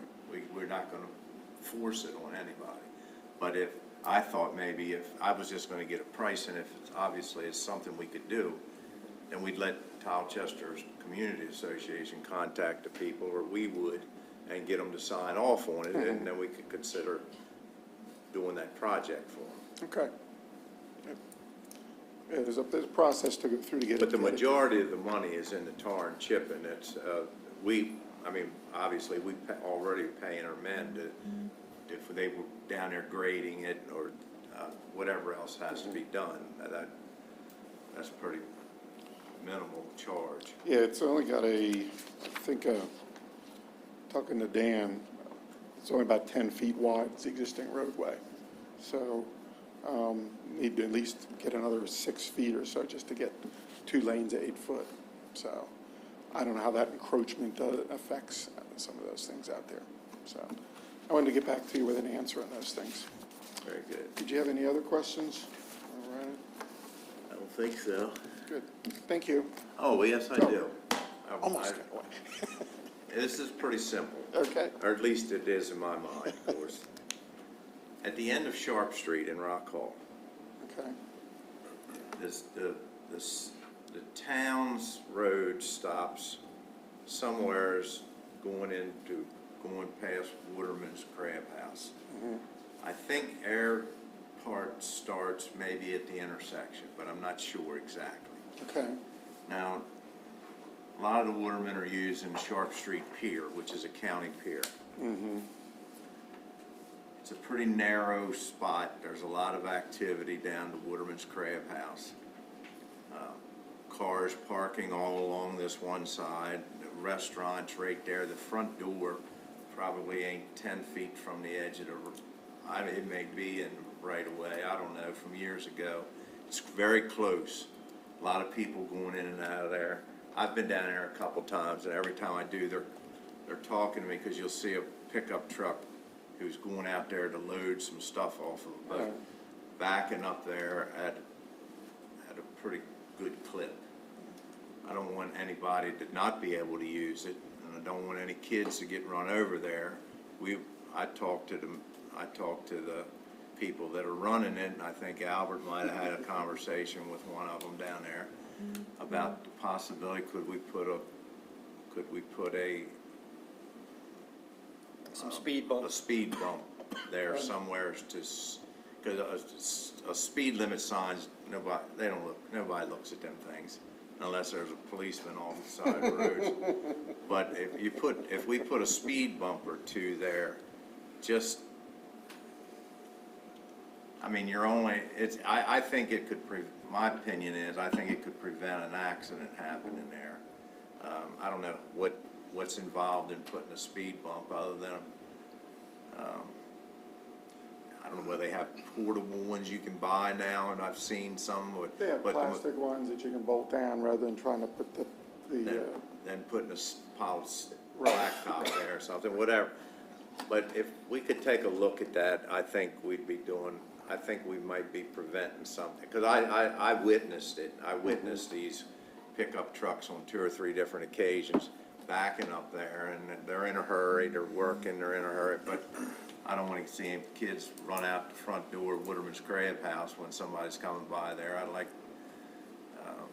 see if there was something we could do there. Okay, we can look at that, yeah. Okay. Does anybody get dibs when the truck goes by and the bushel crab falls out over the bump? Now, what is the process? I mean, because I'm new to this, what is the process?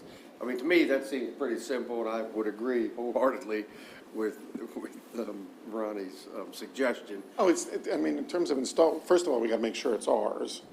Okay. Okay, and then putting the bump down, you can buy one that's. No, but what I'm manufactured. saying is do we have to do a traffic survey or anything like Not, that? not for something like Okay, that. that was my It's Air Street, and we can, I think, Right, and it's not the reason we don't like to see speed bumps on like a collector road or something like that is one, you're trying to plow snow. I and- agree. And right. those kind of But things. this is a pretty Exactly. perfect spot for Yeah. them, I think. Give you an If there example, is- if you've been down to Lowe's in Easton, you've seen some of the bumps that they got on that thing. look, I'm not They go through all that stuff. I don't like speed bumps myself. Right. But in this position, in this It's understandable. particular spot, I think it would do some good and maybe prevent somebody from getting run over there. Right. And some of them, what you can do, instead of a speed bump, which is just popping over, they call it a speed hump, where it goes up and then there's a flat section down. And that could be where you could have a pedestrian walk built over through the thing too. So people have to slow down to get over the hump, but then you have pedestrians crossing right there, create a crossing for it if that worked out too. But let me look at it and see where a Yeah. good place to be. First, like we said, identify the area that we own, that's the Right. counties. And I think you'll see that it could do some good there. Yeah, we can talk to the restaurant too, see. Well, they're all for it, I can assure you. Well, placement of it kind of thing, we get some input on that. If you get buy-in, everybody's happy with it. Very good. Okay? Thank you. Thank you. Next up on the agenda is, under county attorney, it's got down here Lance Young Esquire, but I think they've chosen not to come here. I spoke with Mr. Young this morning, and he had requested that this matter be pulled temporarily and he'd be excused from today. He had sent a letter to the commissioners for consideration on an issue. This had been reviewed by staff, and we realized that Mr. Mackey had not made a formal determination. So we did that, and Mr. Young has received Mr. Mackey's formal determination.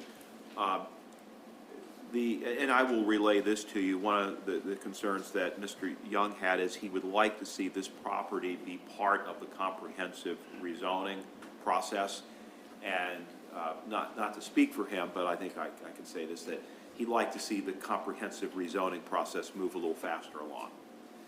And then, You can tell Mr. Young that, so would everybody else. Yeah. Like to see it move along a little bit, but it was sort of, because something called COVID kind of came up during the well, middle that of it. and it's been quite an ordeal. Yes. And then another possibility here that he may consider is, for argument's sake, assuming that the 12-acre property was not zoned marine, and just assuming for argument's sake that, as Mr. Mackey has opined or determined, that 12-acre parcel is not in the marine, only the 6-acre parcel is, so the map accurately reflects. There is the option for Mr. Mr.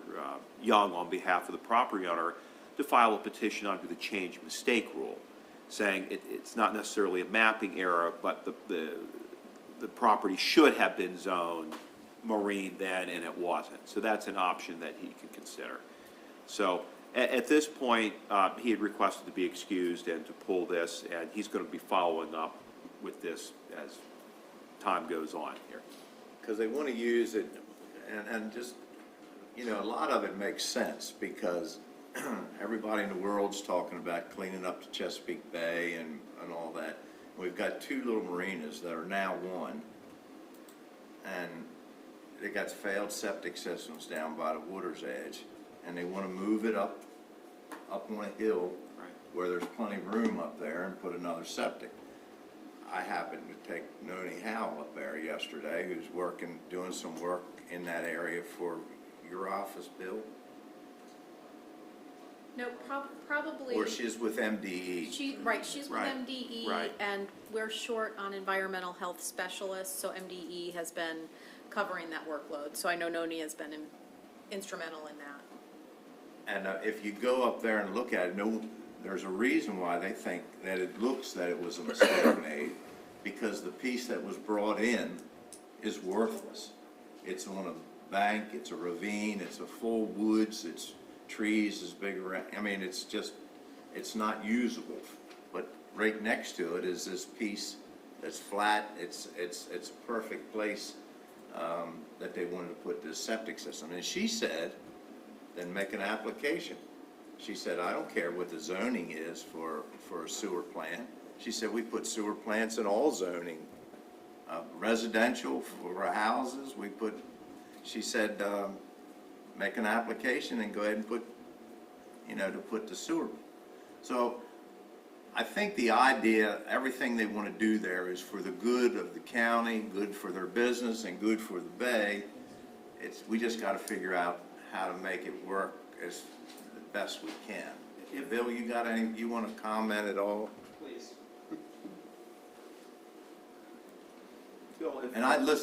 Look, you were asked to do something that you couldn't do to start with. You wasn't around here in 2001, and you're just going by what you read. But when you go up there and look at it, you can kind of see why they thought they were getting something and they got nothing when in that. We've been meeting with this particular property owner's representatives for some time. We offered a variety of routes. We met with the staff from Critical Area Commission to try to address this. One of those routes was a possibility of a proposed zoning text amendment to allow what they would like to have happen on that property. And I think, I can't speak for CAC, but they were the ones that supplied the example from another county, and they've chosen to take this particular route. So I think they have a variety of options. You've talked about change and mistake. Right, and There's that's what different I think ways to go. that Mr. Young is looking at those other options. I think that's one of the reasons why he had requested to be excused, because those other options are being considered. But a question for you is, if the goal here is to put the sewer system on there, and a zoning change is not needed, if that sewer system could be put on there without a zoning change, then some of this may be moot. Would that be correct? It would need a zoning text amendment in order to It would. occur. Yes, sir. And That's the issue. And there is support for that process if they want to go that route, it appears. We've invited them to do so. But there's a variety of ways of doing this, and I think they're weighing their options, and I can't make that decision for them. The only reason I brought this up, everything they want to do, in my opinion, is for the good of everybody. I mean, it's correcting some problems they have down there, and I hope we work with them the best we can to make it happen somehow, however we need to do it. But if they want to do a text amendment, and or while we're talking about it, do you have any idea when that that comprehensive zoning will be done? Well, we're putting a letter in the tax bill this year, inviting people, sort of the last chance, last round, to ask for rezoning of their property. That the suggested date for closing that is December 31st, and then in the new calendar year, we will begin the process of reviewing the applications. We have about 24, I think, right now. So we could still be talking about a year away, Right. I think that's why they're looking for other options. where a text amendment to deal with it could take a couple months.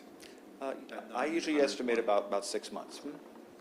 For a That's text right, amendment. because it has to go to the planning commission first. And it also, in this case, it has to go to the Critical Area Commission, so it could be longer than 6 months, right? They would need to approve it. It's a critical area issue, so. It's amazing when people try to do the right things and there's so many obstacles standing in their way. I mean, taking and doing away with a couple failed septic systems and moving them up to a place that's gonna work much, much better. Seems like people would be falling all over themselves to make sure that happened. But there's always something seems to be stands in the way.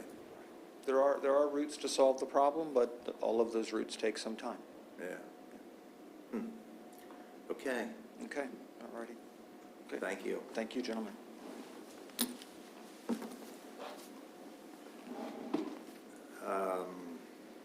Shelley, you're up.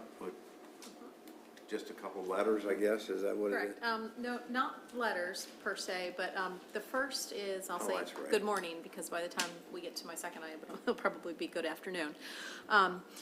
But good morning. The first item I have for you is a request from Chesapeake College. They ultimately ended up with more money from the state after the formulas were run to fund FY '24. They received $1,883,004, and that's resulting from the Senator John A. Cade funding formula, where they get their money from the state.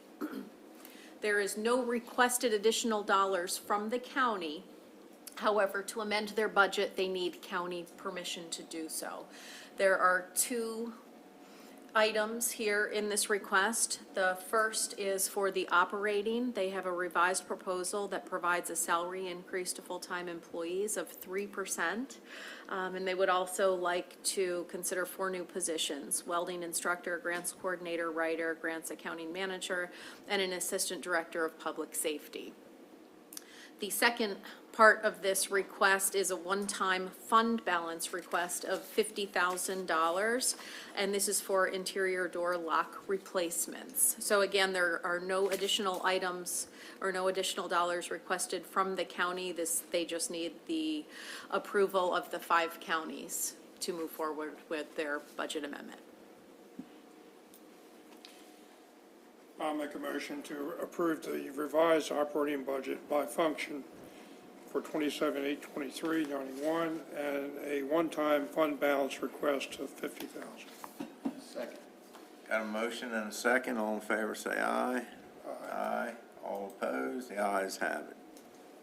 Okay, thank you. The second item, it's still morning, I'm proud to announce, is an amendment between the 4 counties, the regional counties that are members of the Mid-Shore 2 landfill, and Maryland Environmental Service, MES. So about 11 years ago, there was an agreement signed between the 5 entities for recycling services.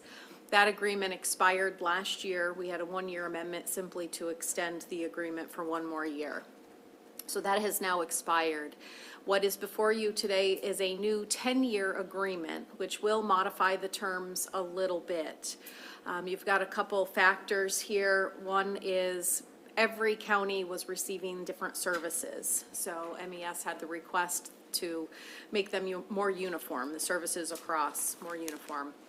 Some of the items have gone up in cost, so what used to be optional, they would like to now have separate agreements with each individual county after all the expenses are in for the year. If there's leftover money, each individual county can request their share to do the extra items instead of some of these being automatically included. So the terms of the contract are acceptable to the 4 counties and MES. Many discussions have happened. Mr. Yeager has reviewed the new 10-year agreement, so staff recommends approval.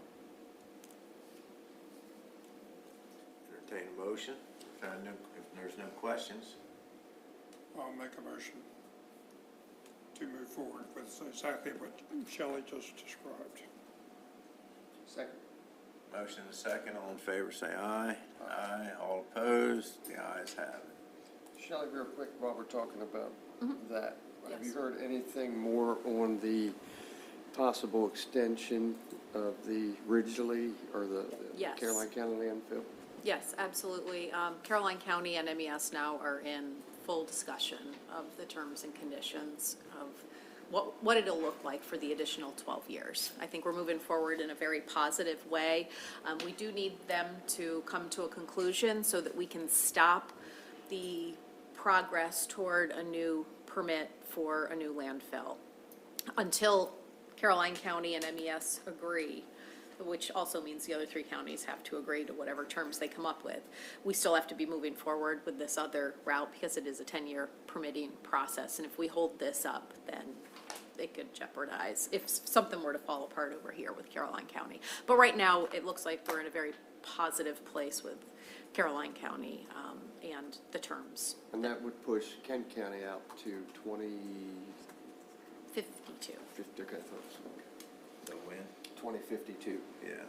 You'll be able to deal with that one. No, don't worry about me. For which we do not have land right now. That is, for that is land correct. development. That is correct. So assuming that it were to leave Caroline County after the 12-year extension, then it would go to Queen Anne's for their 20. Did Queen Anne's obtain land for it? Because I remember They one time they have two potential sites. I remember one time they had some land, but it really wasn't adequate for it. And they have another site that is more adequate, but they're still exploring other options as well. Okay? Thank you. You're welcome. Before we have public comment, I just want to bring up one more subject that is still hanging out there, and that's Greg Neff Boatyard, who the health department shut that place down with their name on it by the county commissioners. I'm not sure that where we go from here, do we just sit there closed up forever? Bill, are you prepared to give an update? Bill would be much more familiar with this project than I am. I can give sort of a general update. I mean, I know that they've been working with MDE. We've been working with them, and they've been working with an engineer in order to get approved plans. I think the biggest concern is that that the piers be reconstructed in a safe manner, right? That's the most important part. A paramedic was injured because the pier gave way and collapsed. We want to make sure that the structures are safe and that an engineer has reviewed what's there and suggested plans that are sturdy enough moving forward. And I think there's been some back and forth about property owner doing those improvements himself as opposed to a company doing those improvements following the engineering plans. I don't know all the details, but I know that's been part of the discussion. So I think I can certainly look into it and follow up with you all, but I think there's just some back and forth because I think there may be concern over expense, about how expensive that'll be. But I don't think the site will be reopened until everything is deemed to be safe. And it was closed by the health department. They're the ones that actually closed it. Right, which is because our code assigns them with the Yeah, I understand. the duty of that, yeah. But, I mean, our name is on that thing. It's closed by the county commissioners of Kent County. And I don't mind closing something, but I would like to think that we give them a way to get it reopened back up again within reason. I mean, And I understand from our code enforcement officer that they've done a lot of work. They're working hard to do that, but if you'll the check condition of into the it, I site, appreciate it. I will. Thank do you, that. sir. Okay, thank you. Public comment, media review. Anybody? Before you I'm sorry. go there, I had sent an email to Shelley a week or so ago, maybe it was 2 weeks ago, asking that maybe we consider inviting our delegate in and the other two delegates as well as Senator Hershey. Do we have any schedule or any? We don't. They know that it's upcoming, but we don't have a date planned yet. Because what I would like to see us do is to have a conversation early on so that we could find out what they know, if they, in fact, they can share what the state's doing with addressing the Kerwin issue. And I think the sooner we know that, the better it might be for us. So if we could We'll see when they're available. try to stay on top of that. And this next one's kind of a little bit of a different scenario. We have recently lost several businesses here in the county. And when I say county, most of them are in Chestertown. We've lost China House. They've closed their doors. We lost Fat Daddy. Fat Daddy. Beverly's, Big's Ordinary. Yeah. And when you ride by these two shopping centers here in the Chestertown Incorporated limits, there's a lot of vacant property. I saw something on, I think it was Chestertown Life, I might be wrong about that, but and I had been thinking about this prior to that, would it be legal, and this is a question, I guess, for Tom, for us to put something in place tax-wise against a landlord who has vacant buildings in addition to the normal county tax? In other words, if your building's full, you don't get hit with that. But if not, then you get assessed some type of tax liability for having a vacant building.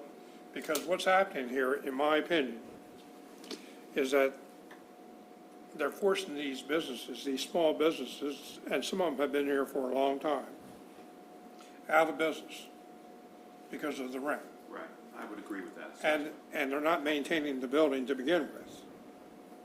That shopping center is, to me, is an eyesore. Both of them, actually. And I'm just wondering if we could legislate or put in place some type of tax burden for a landlord who does not have someone occupying that space. Typically, our authority to tax comes from the state, where the state would set forth what we can offer as taxes and what we can offer as tax incentives and tax credits. There may be some type of fee or something that could be imposed on rental properties. That's something to look at. You know, that inspections of rental properties and fees associated with that, if there's vacant rental properties, that's something to look into. But the other issue is, I think most of these properties are in the town limits, the Chestertown, the municipality. So typically, those things are handled by the municipality, not by the county. I'm not saying there's no way we can accomplish what you want to accomplish, but if these properties are within the town, generally, those are things that typically fall within the town's bailiwick. But again, conceptually, with respect to taxes, we only have the authority to tax that's given to us by the state. There has to be some type of enabling legislation for us to tax. So what would be your suggestion so that we could have some type of penalty fee for a landlord who has commercial business space? And, you know, What if you, I mean, I understand exactly what you're saying, that one of the challenges you have is what happens if you have a landlord that has vacancies through no fault of the landlord? You know, let's say you have a landlord that's responsible, it's not gouging the rent, and I understand, I've represented tenants in commercial leases, and my view is that the rents are extremely high up there, and tenants just can't pay them, that between the CAM and the regular square footage rent and what you get for what you pay for, it doesn't make economic sense for small business to be up there, which is problematic. well, maybe instead of a penalty, maybe we give them an incentive. You could do a tax credit if that's something to think of, if you have a commercial property that's fully rented, maybe some type of tax credit. Or And we some do type have of incentive to get property, you know, new businesses in and get the property rented. And I haven't, I don't have an answer for you as we sit here, but I think it's something we could have staff take a look at to try to see what might be the best avenues to accomplish what we want. But again, from what I understand from our conversation here is you also have the municipality in play because these shopping centers are located within the town of Chestertown. And typically those things are handled by the municipality rather than the state, or excuse me, by the county.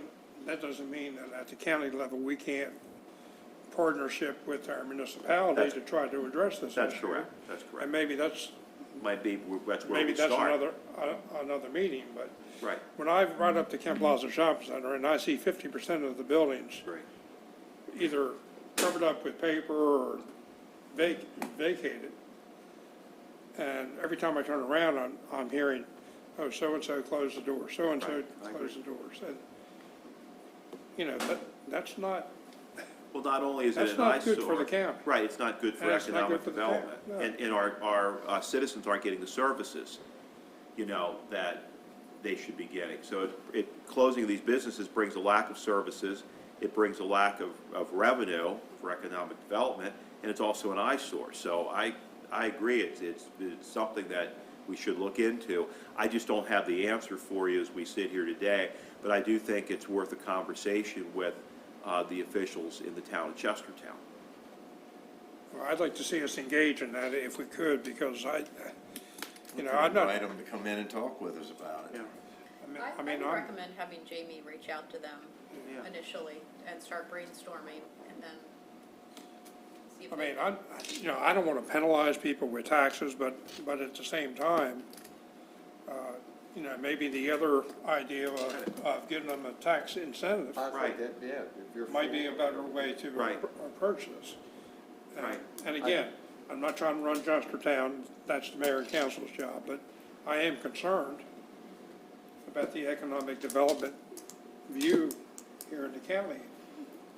I do know that It's not good. The plaza, Washington Square, maybe? Washington Square. The first one where McDonald's is, it was sold recently. Yeah. And I did just a little bit of work for the new owners. And they do, there are, I don't know where they're at with this, but there are plans to replace that inn that burnt down with, and not only with a store, but possibility of maybe apartments on top of that, when I talked to the guy. So, as a matter of fact, when I talked to him, he asked me if there were, what grants and such were available, and I gave him Jamie's contact information, so. Now, whether he called her or not, I can't say, but I did do that there, so. I mean, I'm just hoping that maybe with new ownership, there'll be a hot fire. You mentioned Fat Daddy, so that's down by where the Yeah, but Dollar it's General owned, is. it's owned by the same guy that owns the other shopping So he center. has that shopping center too. It's my understanding that he is going to continue to cater, he's just not gonna have a storefront, so he's gonna continue to run his business. But Then in Chestertown, you got that disaster where 98 Cannon was. right, Speaking of eyesores, I mean, that's been Right. going on 2 Agreed. years. I don't know, maybe, like Ronnie suggested, maybe we can invite him in for a meeting to talk about it. See if we can't work together to try to inspire them to fill those storefronts. Right? It's not gonna happen if we don't do anything. It's getting pretty bad. If you didn't have Acme, Tractor Supply, Procolinos, and the dollar store, I think there's a eyeglass place there too. Yeah. It's pretty vacant. We want to reach out to them and see if they'd want to maybe have a work session with us one day to talk about the I think vacant buildings in what I would like to Chestertown. do is have Jamie spearhead a conversation with them and then bring them in, Yeah, yep. I agree. All right. Start there. Fine with me. Okay. It's a start. Yeah, that's right. Good That's idea. Anything else from my colleagues? Okay, Shelley, Tom? No? Then we'll open it up for public comment. Anyone in the audience have anything they want to address the commissioners about? Okay. We didn't have anybody sign the testimony long, but that doesn't mean that somebody didn't want to speak. Okay, now we have a couple, maybe 3 closed sessions that will, I'll make a motion to go into closed session under Annotated Code of Maryland, General Provisions, Article 3-305, little b, 1, to discuss the appointment, employment, assignment, promotion, discipline, demotion, compensation, removal, resignation, or performance evaluation of appointees, employees, or officials over whom this public body has jurisdiction, and the other personnel matter that affects one or more specific individuals. Second. got a motion and a second. All in favor?